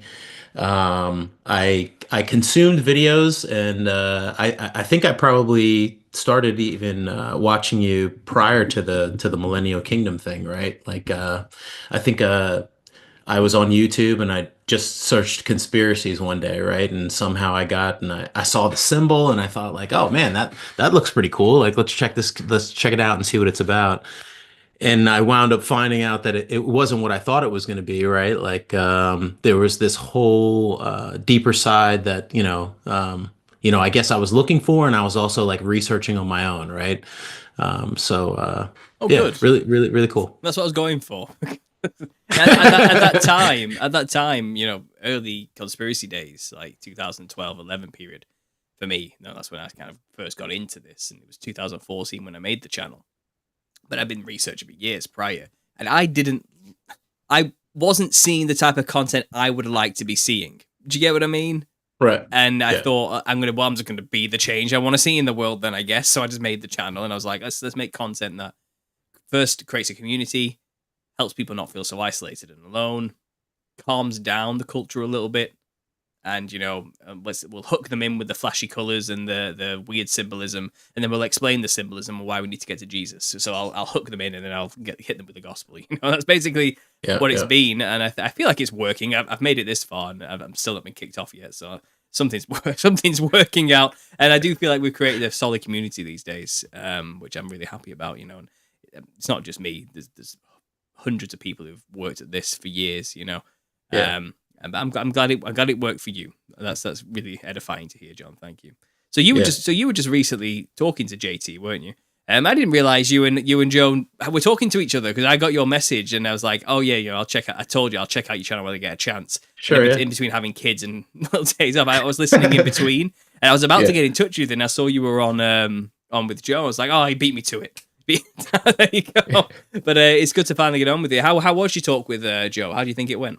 It was great. Honestly, I was kind of blown away.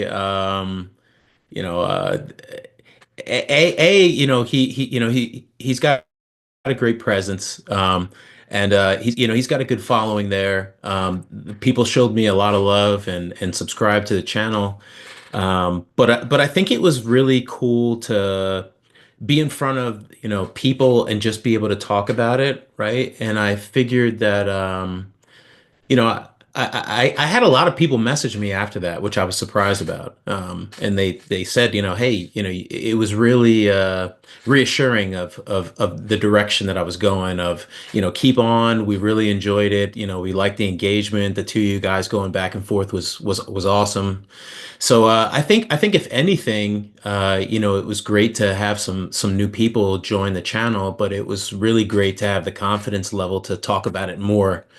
Increase, because at the end of the day, I guess it's how many people can you fish in out of the darkness to realize that there is this, there's grace for everybody, right? There is something after this, and I think a lot of people probably feel, life is almost disingenuous in some ways, where they don't understand why bad things happen, right? And why do these things occur? And I think like the short season kind of puts things into perspective for me, where like before it almost would seem that God wasn't in power, right? And trying to understand God would be difficult for anybody, I think, right? But just trying to understand how all these things fit together, and this has kind of been the thing that has made all of the conspiracies, in my opinion, have a reason to be, right? Because it's like, well, what's the purpose? I remember somebody asked me, like, well, why would they lie to you about the shape of the earth, or why would they lie to you about this? And when you put all these pieces together, it's like, oh, well, that actually does make a little bit more sense why they would do those things, right? So that's how I felt when I first heard this theory. I was like, wait a minute. This explains everything. It's one of those moments. It's kind of like, because we always get asked the same questions by, like, the people who you obviously can't talk about biblical cosmology with, but it's kind of, you always get asked the same questions by the people who are skeptical when they hear you're a conspiracy theorist. It's like, well, why would they even do this? Why would they go to such efforts to have these secret societies? Like, what's the point? Who's really thinking like that and doing those type of things? Like, what's the reason? And they can't wrap their mind around, like, why go to that effort? And it's kind of, we have had our answers in the past. It's kind of like, well, it's just a lot of people they just keep it going forever. There's spiritual forces behind it, keeping it going, but people live a short amount of time, and it's like, this is an agenda like 100 years in the making from Albert Pike, and it's kind of, they want to control the world, they want to control the money, they want to control our minds, but why was always the problem? Right. Why? What for? Right. To what end? What do they have to really gain from any of this? You know what I mean? But then when you realize, oh, Christ was already here, that makes sense why they're there. They're running damage control. They're the guys who are trying to distract us long enough to not realize what's going on and where we are. That's their job. Their whole job is just to destroy the buildings, re-educate and rewrite history, like confuse matters of where we are and when we are, everything about it, and just put us in a false reality. And hopefully we stay focused on the lies long enough to not just turn around and look at that building next to us. That's all they're hoping for. Right. I mean, that's all they can actually do, because they can't hide that Christ was here very well. There's too much evidence. like Yeah. everywhere, you know, but all they can do is keep us distracted for as long as possible. And that's the game. That's what we're under. And, you know, and fear is a good way of doing that. Killing us another way of doing that. You know, there's many ways of controlling us and keeping us in fear and not paying attention to the right things, and, you know, keep us in survival mode, keep us in fight or flight mode, keep us fat, keep us satisfied, keep us happy, whatever it is. They all have their own methods in different areas of the world for different cultures and different people, but their game is distraction, fundamentally, because Christ was here and we can't let the people figure that out in this little season because they've got stuff to do. You know, they got an army to gather, you know, and it all clicked for me, and I realized the big picture finally. I see it. You know, you take a step back from the puzzle. You've been right next to the puzzle for so long, you don't realize what's going on. You just step back and see it finally, and that's what it felt like to me when I heard this theory. I'm not saying we have all the answers, but finally we have an answer for why, and that's what we needed, wasn't it? You know. Yeah, I think the why is super important. You know, it's like the magic glasses from They Live. Right. And I feel like people have probably been trying to make me put those on and try to actually see the world for what it really is.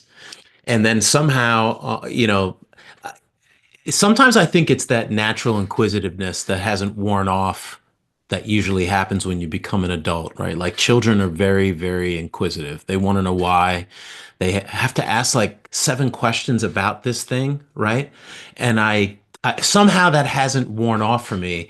And I think one of the things that really drove me into like researching, you know, just the conspiracy in general was the secret society thing, right? It seemed like the people who laid bricks, who like to wear gloves and wear aprons, if you were going to be somebody, and I'm not just talking like, hey, you get to have a really nice house and you drive some cool cars. No, if you want to be someone influential, if you want to be somebody who's on the quote unquote world stage, you need to be one of these people. And I remember growing up, I lived down the street. There was this playhouse, and people would go there, you know, for, you know, obviously to see various things. And my parents brought me there a couple of times. I didn't really enjoy it, but, you know, whatever. But what I did notice is when I was leaving and I was in the parking lot, either there beforehand or when we were leaving, everybody who worked at the playhouse, they were friends in the parking lot. They would hug each other, say goodbye. But on stage, they did a very, very good act and a good role of making it appear that they didn't even know each other outside, right? Like they were really good at that job. And that kind of made me started looking at things of, you know, this left and right side, this blue and red. Maybe they're all part of the same thing, right? And these people, they seem to be in, you know, in any of these sides, they are the ones who are the voices. And this kind of like made me go down this whole route of let me try to like put this all together. And it seems like, and it takes me all the way back to like the Tower of Babel, right? And God confounding the languages. Interesting that the world's like most popular language app is Babel, right? I don't know. But so it takes me back to that, and I think about, you know, this whole signs and symbols. If you and I spoke different languages, we could probably agree on 2 things: math, and this symbol of a bird means a bird. Right now, we could have two reasons for, you know, or 2 reasons or 2 meanings for what the bird is for different people. Right, the bird can mean, you know, just a bird for others. A bird might mean, you know, this other thing, this other idea. And you know, I feel like the world is run by signs and symbols. You see these things like everywhere, right? I think I notice patterns, and I see certain things over and over again. I look at corporate logos, right? The list just goes on. And I almost feel like if I had noticed this earlier and I had made this connection, man, investing would be easy, right? Like I could just go look and who's the winged goddess of whatever. Oh, that's Nike. All right, so we'll buy some of that. But it seemed like all of these pieces kind of fit together, that there was this group, that these people, that they were going to be, you know, the rulers, so to speak, right? And you know, it's that those groups are no longer very secret, and you can find that information pretty readily available, right? Duncan's Ritual Monitor has all types of stuff for here, right? And everybody's seen that picture, the famous image of the guy who's hiding his hand because it's cold and, he just has to keep his hand warm. But that is one of these symbols in these rituals. And so they're not doing this because it's cool or it's fashionable. They're letting everybody know that they're one of them, right? Like we are one of the ones. And the little season kind of brought this all together for me of like, these people are no longer secretive because they don't have to be. And at the top, the very, very top, they seem to keep a certain group of knowledge to themselves, which doesn't even seem that hidden anymore. You could just go buy some Manly P. Hall books, and you can realize, one of the ones I pulled up. All ages is Yeah. When the human race learns to read the language of symbolism, a great veil will fall from the eyes of men. Right? Like he's telling you, this is a veiled world, and it's veiled that way because this is the time of deception. And the more and more I think about these symbols, the more and more I see these things, it like further backs up the idea that, yes, I am living in that season of deception where unless I know, you will be fooled. And I don't think God would actually like allow for that to like just normally take place, right? So it's funny because I remember those early waking up days of my life where I was heavily into decoding the symbols and everything. And learning all the symbols that are encoded in every logo that ever exists. And you realize it's everything. Everything is a symbol for something else. Like every single thing, like every logo you've ever seen is like Greco-Roman pantheistic god encoded in some way, And now the little season explains, well, because we're in Rome revival. We're in the revived Roman Empire prior to tribulation, you know what I mean?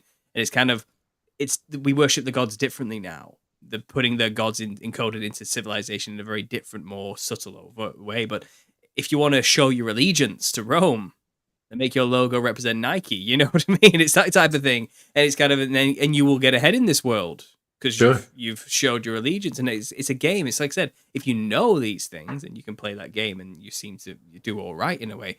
Obviously, as long as you toe the line, like you can't just, they'll figure it out one way or the other. But it's because, can you imagine someone who's played the game, became a billionaire, and is in the parties in the room with all these crazy people, the psychopaths who rule the world? It's like, I'm not even one of these people. I just realized what the game was. It's kind of, you'd be freaked out. And there probably are some people though who did figure it out and got far, but never really were a part of the system. But that's the sneaky thing about this thing. It's kind of, you give any consent, you play the game, you contribute to it, whether you like it or not, and you've got to be, I suppose this is why God says you can't really serve two masters in a way. You can't play both sides, What kingdom do you want to be a part of? Rome or Christ's kingdom, the eternal kingdom. I just remembered the early days. I remember watching Red Ice Radio. Do you remember those guys? You ever watch those guys? No. They were like, I think they're like a Swedish couple or something. I'm not sure. And they were like one of the first channels out there, and they were really made documentary heavy on every single logo in existence, and they grouped them in together. Like, here's all the logos that have the arches. Here's all the logos that have the 5-pointed star. Here's all the logos with the 6-pointed star. Like, here's all the and it's just breaking down with all the chevron, for example. Here's all the logos that show the winged disc, and it's kind of, there's Egypt, there's Babylon, there's Rome. It's just these constant repeat patterns everywhere. And then here's all the logos with the eye. You know what I mean? It's kind of, what isn't encoded with this stuff? And like I said, maths, gematria is another one, which I'm not so keen on gematria myself. I think people go a bit too far with that sometimes, trying to decode the gematria. But I don't deny that they use it. They certainly do use it. I think people tie themselves in knots trying to break that down too much sometimes.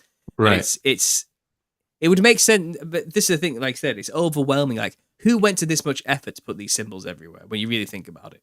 Like, why? What would be the... And again, it just creates this system of there's those people who know, and there's people who don't. And the majority don't know. And it puts us in a precarious position, doesn't it? Because now the secret's kind of out. Like you were saying, the cat's out of the bag, isn't it?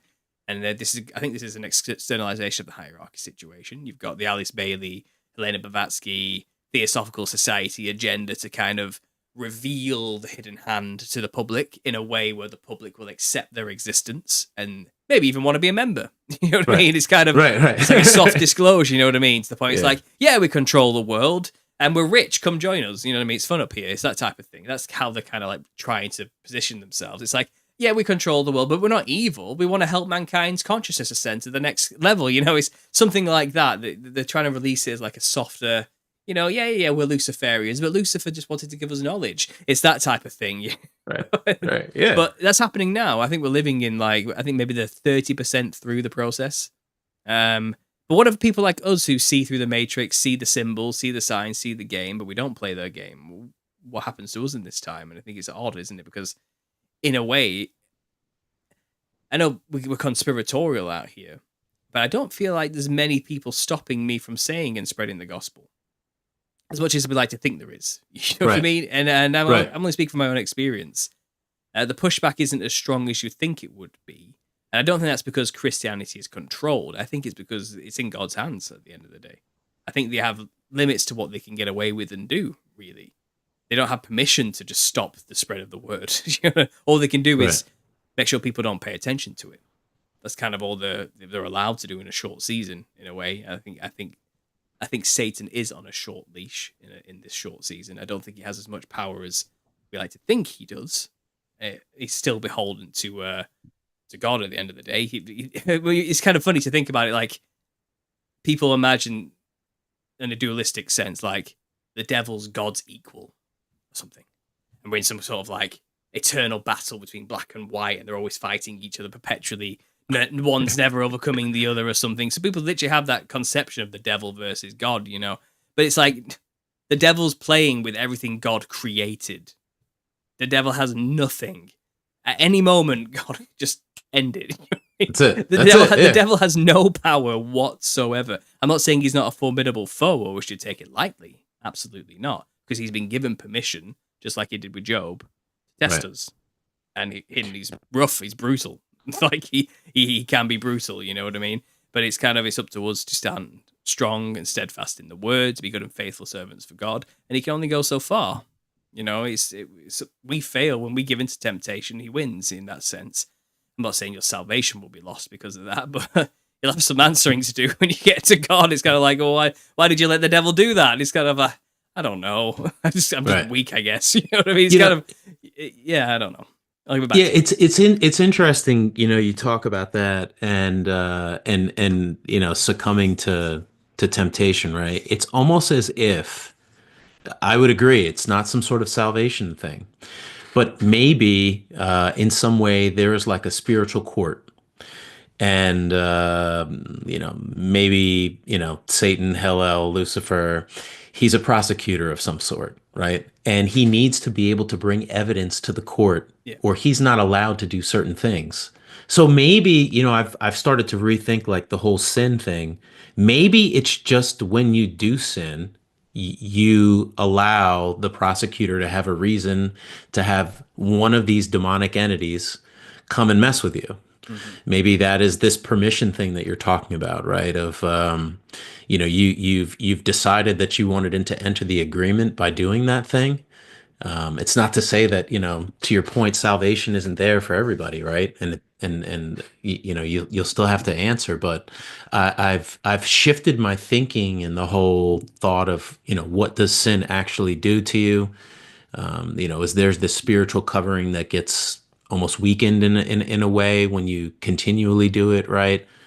Does the Holy Spirit just decide, I'm not going to hang out here because, you know, this guy just won't get it together, right? I don't know the answers. These are like, I guess, some bigger ones, but it does make me think that, you know, your earlier guest, two of them, one of them, she talked about, you know, this legalese system, and you know, and it kind of feels like that, like there is this, you know, kind of disclosure that has to be done before they can do it, and you know, kind of like the terms and conditions of the agreement. We gave it to you. You didn't read through the 30 pages, but you read it and you clicked accept, right? So we did tell you about it, even though it's pretty. It's definitely you know, evil in a way, I guess, right? But yeah, it definitely makes me think that there is some sort of agreement, some sort of place, the unseen realm that we can't see. And you know, when I first started on your work with the clowns, I had a friend of mine who he dabbled in DMT, and he would talk about going to these fractal places and how cool it was and the things that he would see. And I think one time you had an episode you were talking and basically saying like, this is like the behind the scenes plumbing of how the world works. And essentially, people weren't supposed to be there, but God was like, "Hey, well, I'm going to throw you guys over here, and you're going to stay there." And it seems like, with this idea of the short season, that high council of people or entities, they still, function in the way that they probably did when Satan was here reigning, doing his thing prior to, the destruction of Rome, because it does seem like Rome was like a system, like you said, right? Like not just a place. Mhm. I think it was Babylon. I think it was all the prior kingdoms all amalgamated into its final form in a way. Yeah. You know what I mean? Which encompassed the entire earth. It was all the kingdoms, but they'd all pretty much become one mind by that point. So we call it Rome, because that's where I suppose that's the legionnaires that were around when Christ was around. Right. But realistically, it looked probably very different all over the earth, but they were all together as one idea, one understanding. And I think I think we need to. There are new terminologies we could come up with for that. I don't really know, but I think it's an amalgamation of all the beast kingdoms into its final form. Which is the final beast kingdom, which is diverse in its ways as it's described in Daniel. It's funny because we talk about New Rome revival, and diversity is like a hot button word in our day and age, and it's all about the multicolored flag and diversity. And I thought how it's described as this kingdom is a diverse kingdom than any other, and I thought, oh, there it is. It's definitely a revival in a sense, like a tongue-in-cheek joke towards us.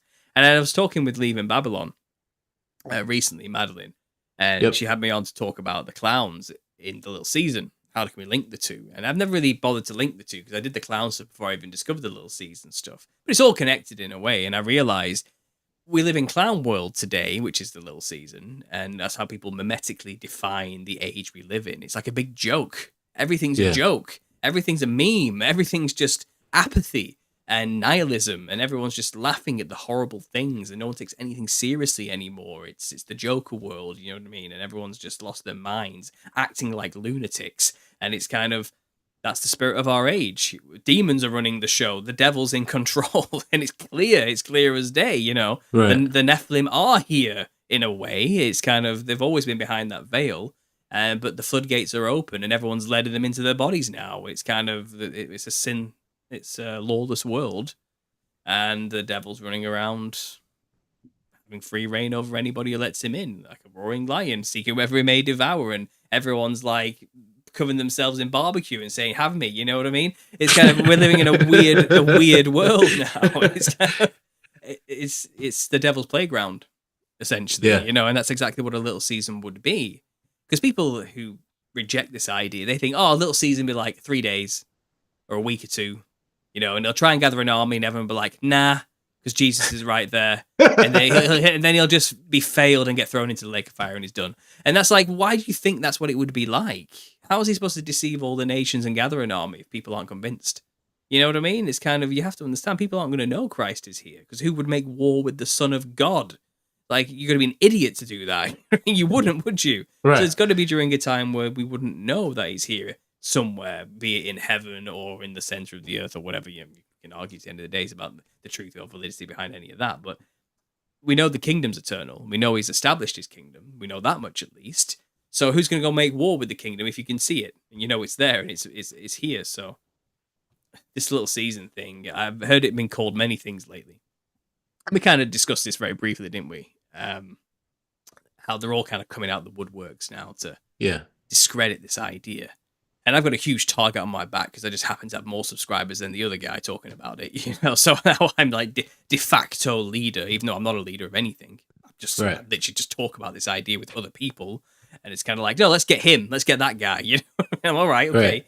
And we've been called heretics or a cult or just blasphemous in general, or just not worth it. But we're treated like a fly Just get out of my way, you know what I mean? It's kind of, we're just buzzing, and we're just an annoyance. We've been talked down to like we're children by TikTokers, you know what I mean? Who are explaining really basic concepts to us and constantly telling us this is not the new heaven and earth. And we're like, yeah, we know that. Who said it was? You know what I mean? It's kind of, we've been straw-manned to the point where I don't know.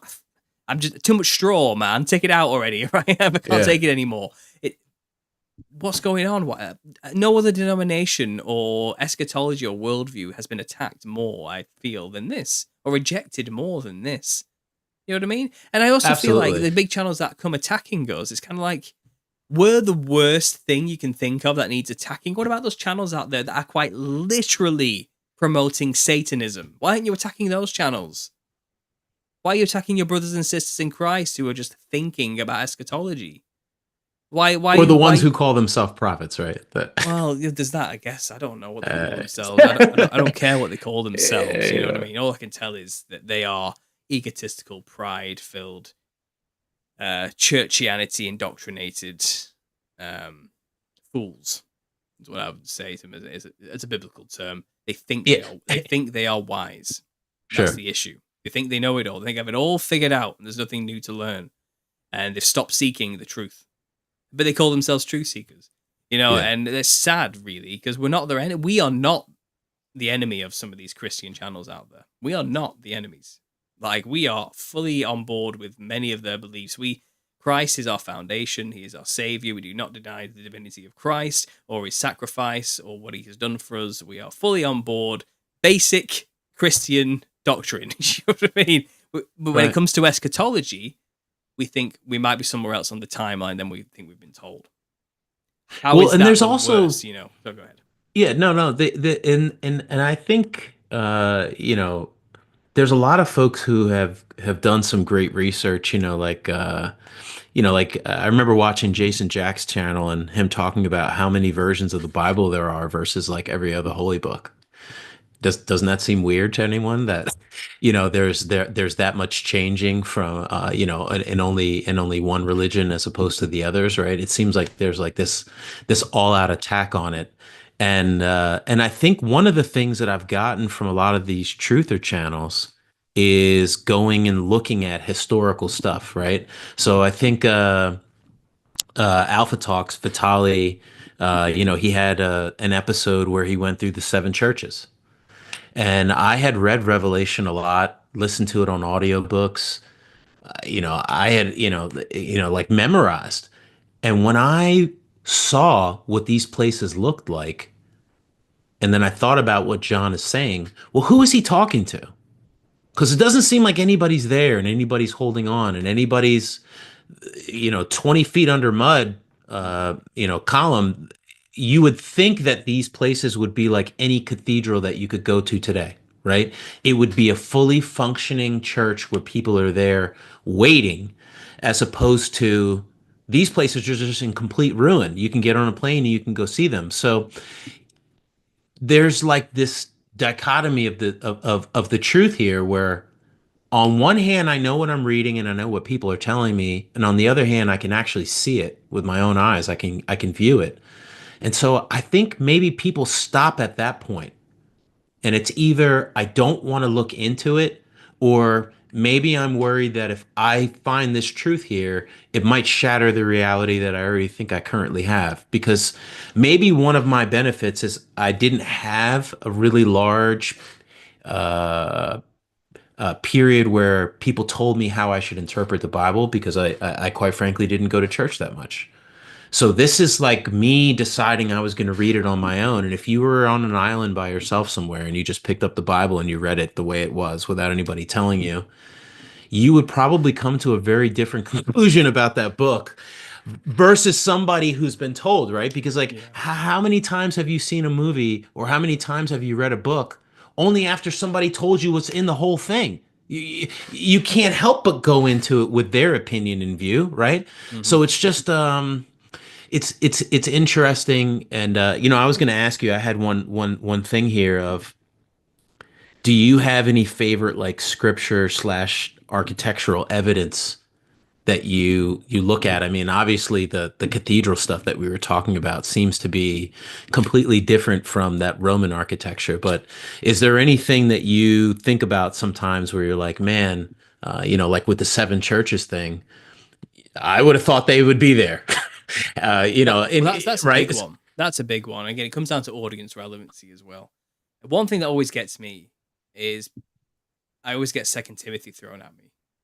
I think it's like 17 or something like that, where they're talking about Hymenaeus and Philetus, who are the gospel doth like spread like a canker and all this type of stuff. You know what I mean? And it's kind of they're making people lose faith because they're saying the second coming has already come and past the resurrection has already happened.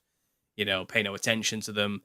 These are false doctrines. Stay steadfast in the truth of the coming of our Lord and Savior. Paul basically writing this letter to Thessalonians, I think it is, or to Timothy. It's specifically to Timothy. You know what I mean? This young protege of his who is trying to keep going. And it's kind of and encourage. And he's telling them, he and these two guys are going around saying the resurrection's already happened, and it's making people lose their faith. And then that always gets used against me. Sure. And it's always used against us. It's kind of like Paul warned us about people like you. And he said, no, he didn't. He warned Timothy. He didn't warn you. It wasn't you he was talking to. He didn't write a letter to you in that time. He wrote a letter to Timothy before the resurrection had happened. So yes, he was right to correct those people in that time. But it did happen probably about 10, 15 years later in that time. So what's your point? You know what I mean? And it's kind of, I think the audience relevancy aspect is what's really opened my eyes to all of this. Start reading the Bible like that, and you'll see it opens up in a big way. And you realize it's clear as day. It's already happened in their lifetime. It's clear as day. Every single apostle, prophet, whatever, they all believed it's happening soon in their time. It was right around the corner. Christ himself had repeatedly said over and over again, the time is now, and telling people right in front of him, you will see me come back, and then they take one verse and they say, well, the transfiguration was just afterwards. So it was talking about that, and ignore the hundreds of other verses completely surrounding that, separated from that time, as though it doesn't matter, it doesn't exist. And, they're very generous with how they want to interpret generation. You have noticed, and there's these type of things. And it's like, I can't point to just one thing that's done this. It's all of it together as one amalgamated huge mountain of evidence, biblically speaking, grounded in scripture alone. It's clear. I can only trust the words of Christ and his trusted apostles. I can't. Am I a Christian if I don't? You know what I mean? Like, okay, I call myself a Christian if I don't believe that Jesus Christ himself. It's kind of, I have to believe him and work backwards from there. Otherwise, I don't feel like I'm lying to myself. And then the evidence outside of that. I mean, there's loads of evidence that the earth has been melted. There's like everywhere. Siberia looks like it's been bombed to hell. There's nothing there but craters as far as the eye can see for thousands of miles. But the old maps of Tartaria show it full of cathedrals and cities and all sorts of things. Where do they go? You know what I mean? It's kind of, you look at the cathedrals that are everywhere, this distinct Gothic architecture, which is completely different from the Roman architecture that came prior to it. It's like, where did that come from? Who taught people how to do that and how to build in that style? It's so much more intricate than the prior style. It's unnecessarily intricate, in fact. You know what I mean? Right. It's way overboard. You wouldn't do that. You don't build like that, do that. No, the Romans were functional, at least, with their styles. Beautiful, right. But functional, as well. But people, something changed. Clearly, there's evidence. It's evident, shall we say. Yeah. People were inspired. Something changed drastically after the Roman period.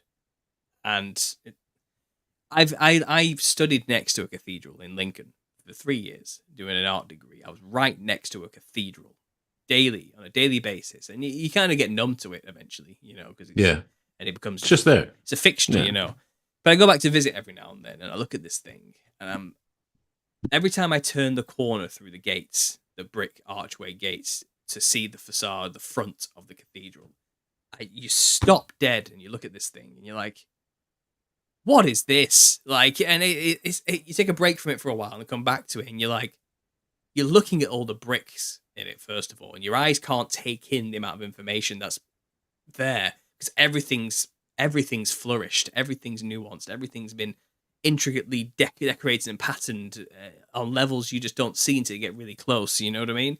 And it's kind of, who built this? When Right. you really look at it, it's bigger than anything else surrounding it on a scale that's unprecedented. It just doesn't fit in. Okay, that's that. You feel it, and when you're inside those places, I think Biocharisma, he was explaining. He was on a podcast recently, and Topher Christopher, he was explaining how when you go into these things, it's like a different consciousness. Is the way he describes it. Not trying to be New Age as a Christian, you know what I mean? But it's like you go in there and it's kind of like this.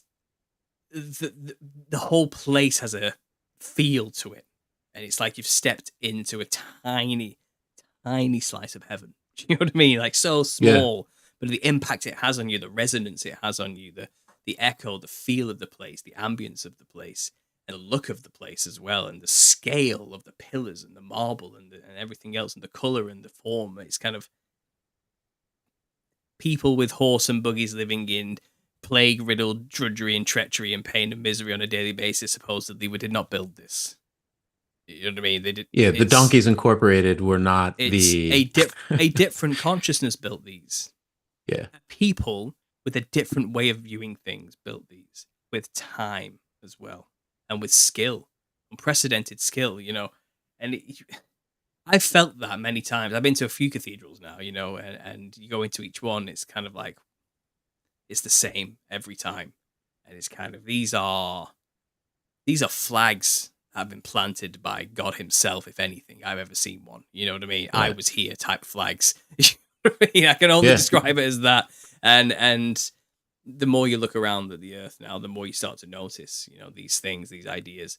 So you got the meltology, you've got the buildings, but the scripture as well is fundamentally the beginning of all of this. It's not, people say, oh, they believe in it because of Tartaria stuff. It's like, no, we don't. I believe it because Christ said it was so. Right. I believe it because of Jesus first. Nothing else. Nothing else. You know, everything else is an extra. Everything else is just bonuses that back up Christ told the truth. But I have no reason to doubt he told the truth to begin with. Why would I? You know, it's not. What does Joe always say? He always says it's, by this point, your lack of faith isn't my problem. It's not my problem, right? It's literally not my. It's not my problem, and I can't. You know, like you know, and going back to the cathedral thing, right? It escapes me now. I wish I knew her name. I'm sure I'll remember when we finish. But she did a bunch of research in these cathedrals and cymatic plates, and recording just sound, right, dead air inside, and playing this back, and noticing that like each cathedral, the rose window was almost the fingerprint of the resonant sound inside of that cathedral, right? So like, not only were they just knocking stuff out Donkeys Incorporated style, they also figured out the resonant sound frequency, and that's what we needed to make the window in, right? Like, it's so beyond ridiculous, right? The story, right? It's almost like you feel in some way people have surrendered their critical faculties and they just can't think for themselves anymore. One second. Something's happened with the sound. Okay, my bad, guys. Spotify started playing white noise that would normally be for my baby. That's what it was. I put my elbow on this thing and it pressed play on Spotify. I apologize. Let's go back. So yeah, the sound manifest physical, the rose windows, literally a fingerprint of the resonance of every single cathedral. I mean, think about the organs as well in those places, these pipe organs. Right. First of all, we really can't build them today. Like we can take them apart and kind of put them back together. They don't really understand how it's working, like necessarily, you know. And you know, you always find a lot of these organs now are disappearing or like being venerated, like what do you call it? Or you revamp them, you know what I mean? And right. But they seem to mysteriously stay covered up for a very long time and never really get revealed again. It's very strange. Right. But I was in a cathedral in Manchester, and a guy happened to come in and start playing randomly with the organ. And again, the sound at different places in the cathedral is weird. It's different wherever you stand because of the way things reverberate around there. But when you stand in that cross section in the middle, right in the center, where they're playing that organ, and looking up at the the awesome central cross point of it. That's where the sound is all comes together, and it's designed to do that. You know what I mean? You can tell this place is intricately linked with sound, and that organ is a tool. It's not just for music. Okay, there's something about that thing. It does something. But we just don't understand it. We don't understand it. It's lost knowledge to us. To us, it's just an instrument to play some pretty music. Yeah, I have had the thought where when Nikola Tesla says, to understand the universe, you should think about sound, frequency, and energy. I almost wonder if like Nikola Tesla was part of, like he was part of the in crowd. They said, we're going to have you along. We're going to let you reverse engineer this stuff that we found.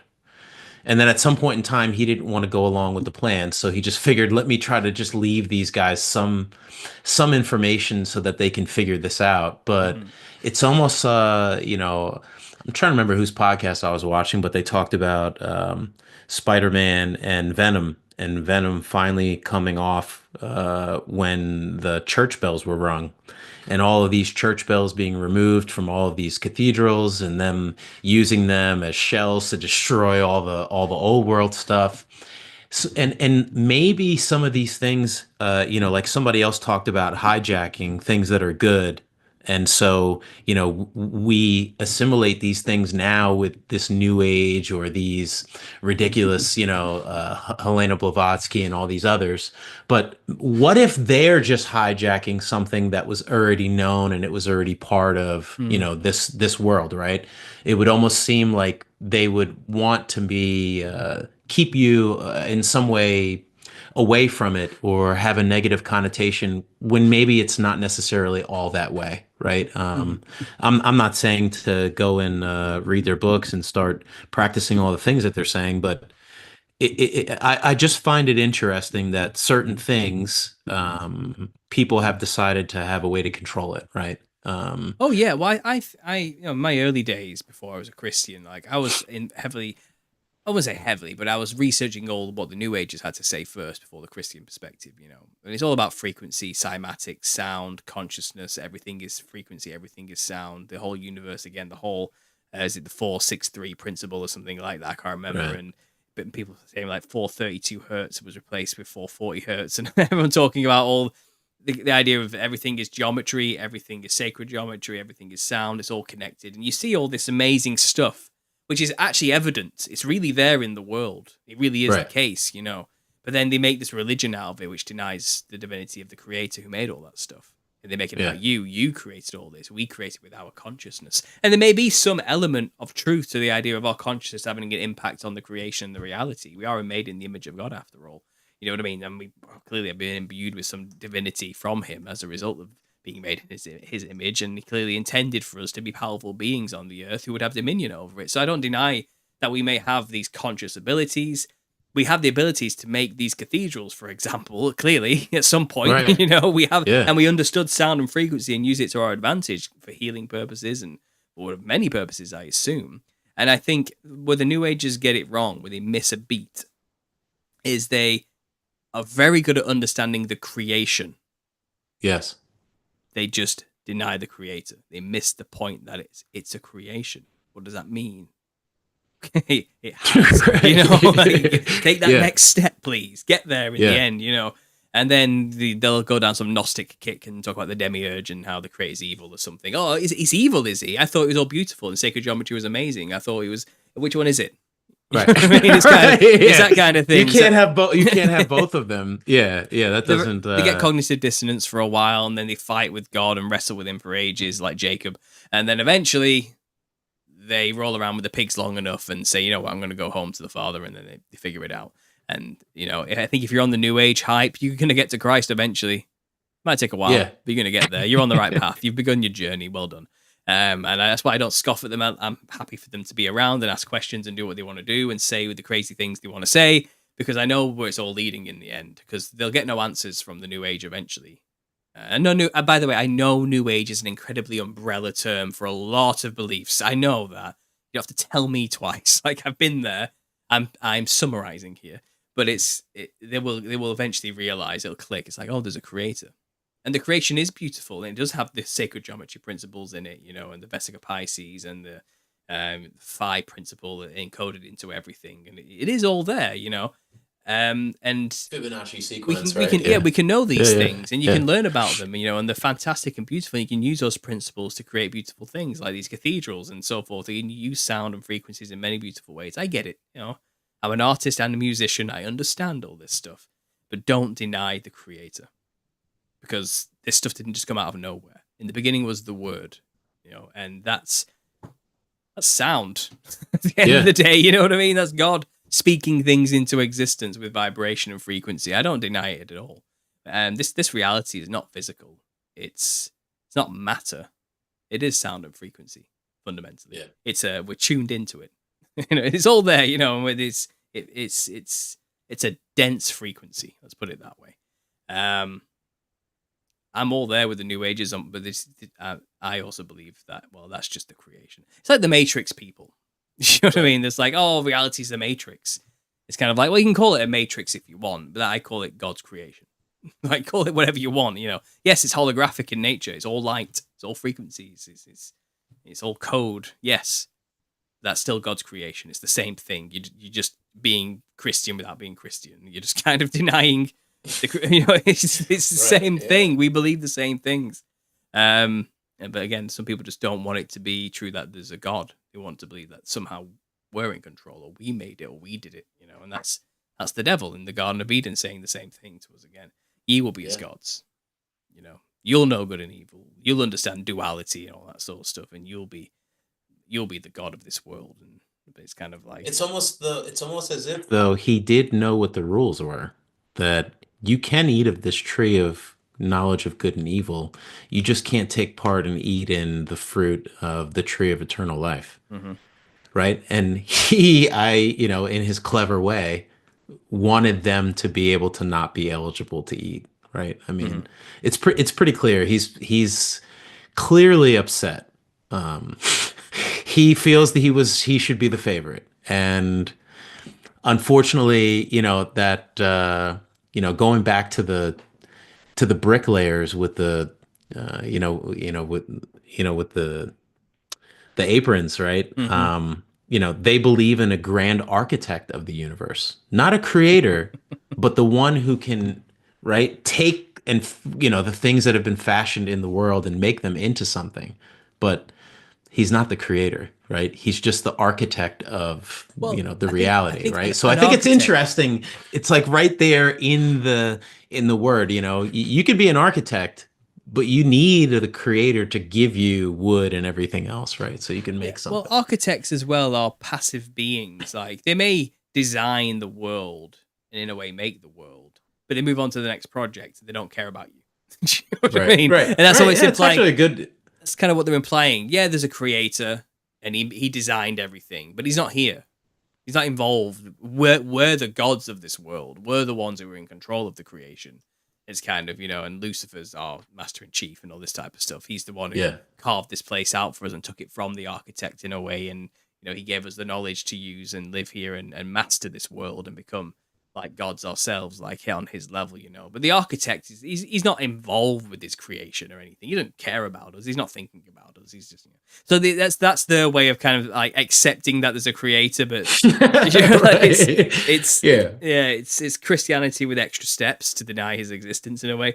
But I don't know. I think people who are sincerely searching the truth will come to that conclusion that, well, God is important. He does care, and he is involved actively in our lives. And, I've been struggling with this idea myself. I don't have everything figured out, but this idea, do men come to God, or does God choose who will see? Do you get what I mean? It's interesting you say that. I feel like, honestly, I can say, I did ask God to show me the truth. I did say, just can you just show me what's going on here, kind of a thing. And I started to find, information that brought me to where I am now. So I think it's almost like you do have a choice in the matter. If you want, you can just be as much about this world as you want to, right? Or you can exist in the world, but actually have a a relationship and acknowledge the one who like created everything.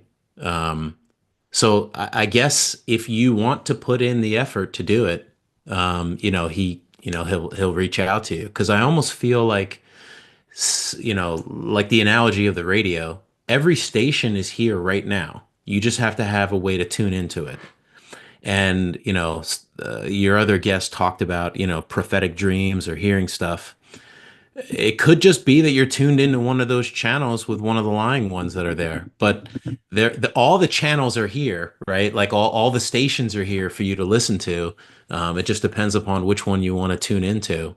And then maybe in that same way, the stations are always open for God, obviously, but maybe in the short season, people get bombarded in their thoughts from the other stations that are out there, right? And their sole goal is to just sow chaos and discord, and and make people question God, right? But I don't know. For me, I used to really worry about this whole tribulation thing and what was I gonna do? And now I've kind of taken a seat back, and like it's at least given me some peace in my life. So I think most people, maybe their thought is like this is like a chaotic thing to be able to think about or accept, but at the same time, it kind of feels like it's brought a lot of peace back to my life. And in terms of like faith, it gives me something real to believe in, that like if he kept his word to those people who died for him, who watched their kids get fed to lions, he's going to keep his word to me too. So, I the little season has been probably the biggest contributor to my faith, I think, than anything, because it kind of,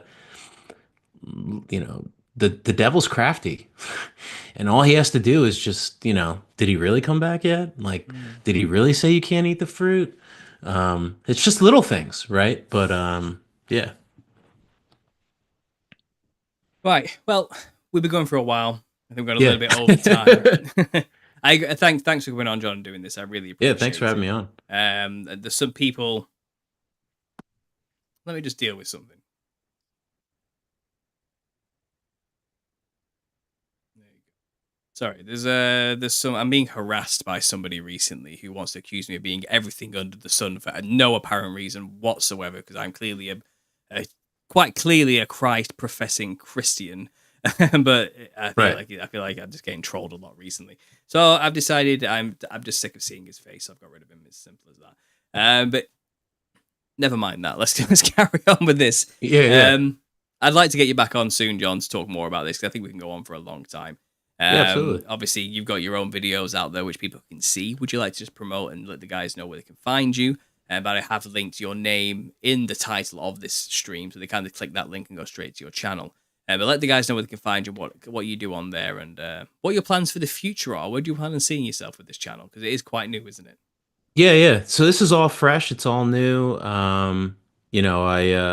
There's a channel that I found, this guy named Connor Woodman, and he usually does it's Goodman or Woodman. Oh man, I can't remember right now. But he usually is in the woods with his dogs. It's pretty cool. And he made this video that said, "You've consumed enough. It's time for you to just create something." So I figured, hey, I might as well just create something. Joe said, hey, I did my first videos in the car. That's what I did. And, it's definitely new. Short Season John, just Jon.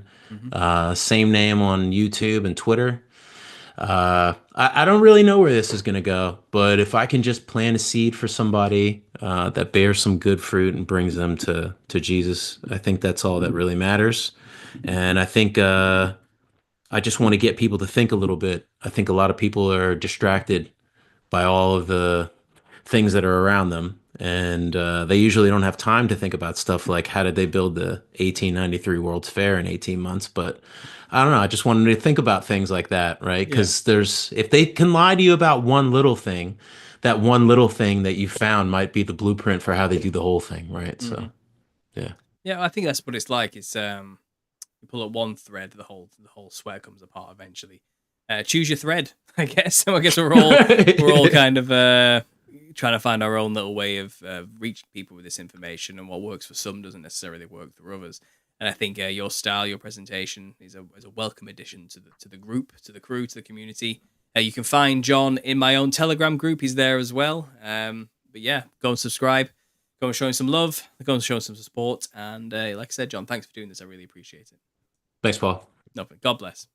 God bless.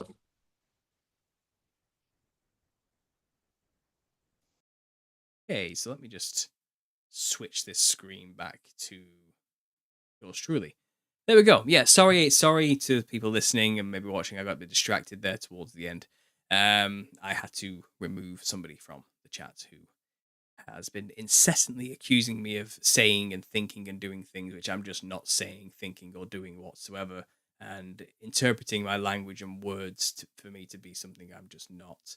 And it's happening a lot more frequently than usual. I'm sure people who follow me have noticed that the old guard truthers are coming against people like me and JT, people I used to respect and look up to, who helped me become who I am today in terms of being a truther. Sadly, are now considering me their enemy, and it hurts in a way. And I suppose it's true, never meet your heroes. You know, I never thought when I started and when I used to watch these people, I would end up being in the position where I have 84,000 subscribers and I'm pretty much up there with them now. I didn't see that coming, but once you get there, I didn't anticipate me talking about these ideas would make me anathema to the rest of the Christian truthers out there who have been doing this for a while. And I'm kind of surprised a lot of them aren't open to thinking about these things, because I thought they were conspiracy theorist truthers like me, but it turns out they're not. And it's sad. It's sad in many ways. And I won't say it's been getting to me necessarily. It's more of like I said, that sad realization of, you know, it's not all it's cracked up to be a YouTuber. There are people out there who want to use you, take advantage of you, belittle you, troll you, berate you, call you everything under the sun, accuse you of being things you're just quite clearly not. And there'll be people who see you as a threat, even though you have no intention of being a threat and consider them an ally. There are prideful people out there, selfish people out there, bitter people out there. And I feel like this talking about this little season subject and taking a stand on it brings out the worst in people who don't want to hear it. And it's been nasty in a way, but at the same time, it kind of expected, you know what I mean? But that being said aside, you know, I was thinking about this and I was like, well, there's nothing I can do about it. I can't control what other people say and think. All I can do is control how I react, and that's fine. So I've chosen not to react anymore publicly and openly to any of these debunking videos that are coming out recently, you know, attacking the little season type of thing.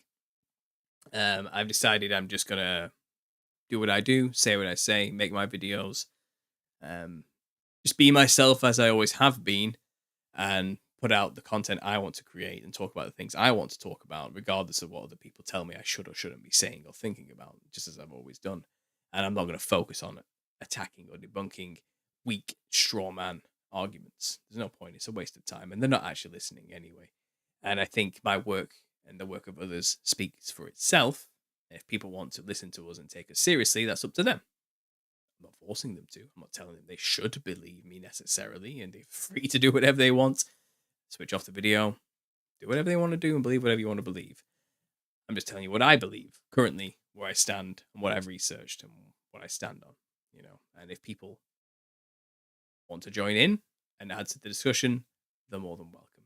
And that's it. That's all I plan to do with the channel. But while I've been in the sea of attack and, you know, constant barrage from people just tagging me in all sorts of nasty things and saying, Paul, have you seen this person said this? Or have you seen that person said this and this and that? I kind of woke up today in a bad mood, you know, as you do. But then something odd happened today. And over the night, I woke up to like, I don't know, 10 emails or something like that. And I've been getting just one after the other, since last night, of just people telling me thank you.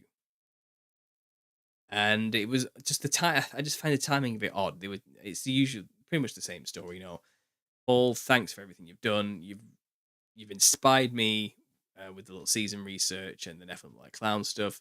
You've rekindled my faith in God. I just want to reach out and say thanks. You know, and from all over the place. Even one guy not that far from me in England messaged me as well, which is quite interesting. And it's kind of, you know, yeah, I don't usually reach a British audience, but it turns out I'm being reminded that it is, you know. And I got this flurry of encouraging messages from people, and it's kind of like it's what I needed at the right time. And I don't know what happened there, but thank you. Thanks for the messages. Thanks for the encouragement. Thanks for reminding me that what I do does seem to help people and make a difference. And that's all I've ever really wanted to do in my life. That's all I really care about. You know, I care about the truth and helping people. And maybe God moved people to send me those encouraging messages because he knew I needed that at that time. I don't know. I don't know. I'm just thinking now. But I just thought it was odd that today I got a lot of messages from people out of the blue, just encouraging me.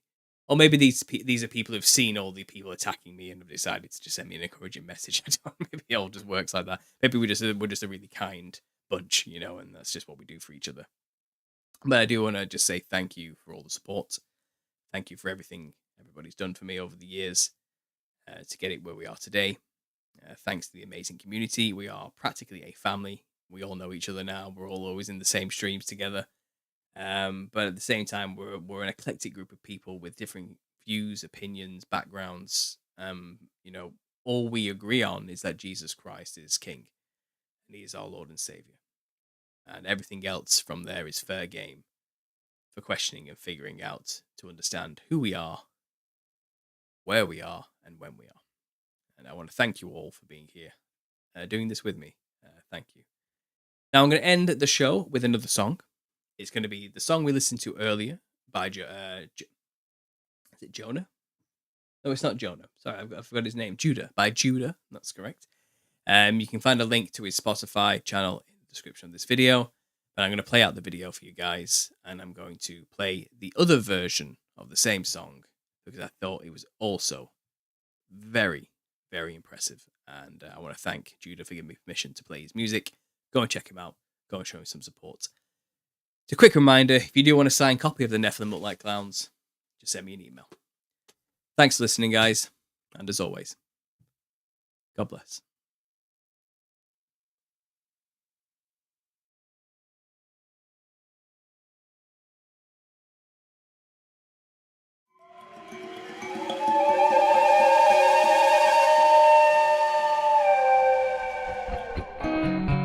I heard him shout, "See, still ashes," I cried steadfast.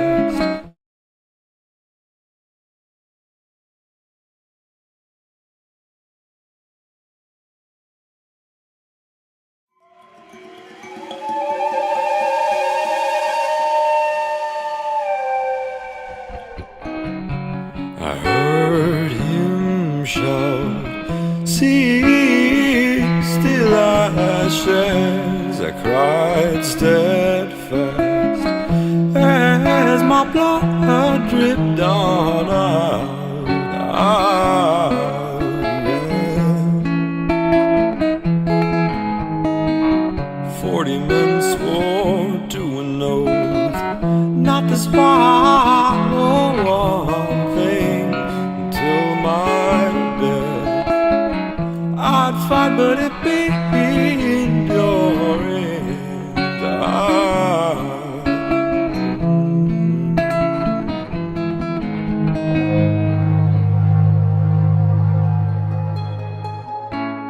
God, my scars are ready to beg, privilege to trust you. I'll worship and stay at anguish burning in my pleas are that I can under all these stones still combine my hands to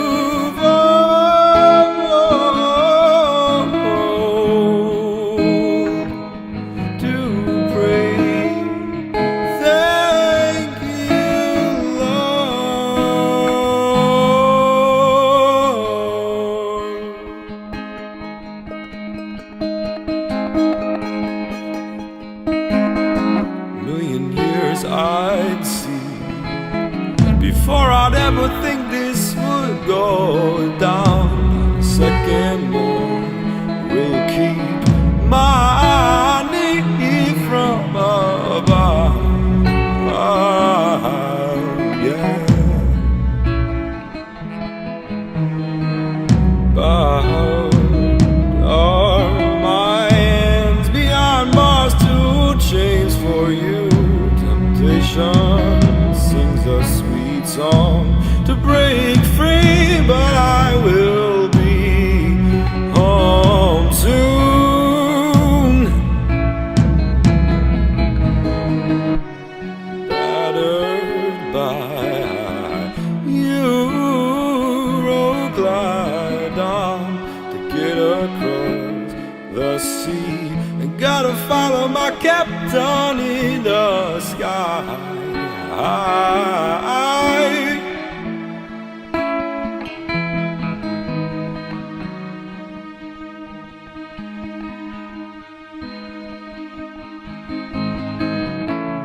God, my scars are ready to beg, privileged to trust you.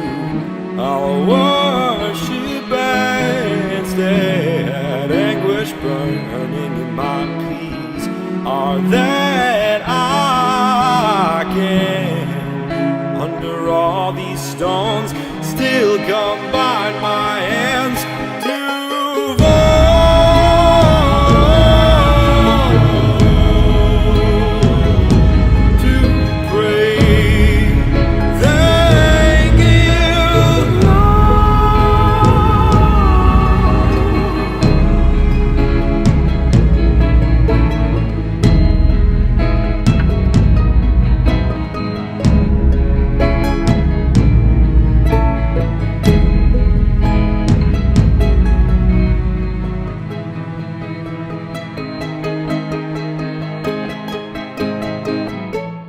God, my scars are ready to beg, privileged to trust you. I'll worship and stay at anguish burning in my pleas are that I can under all these stones still combine my hands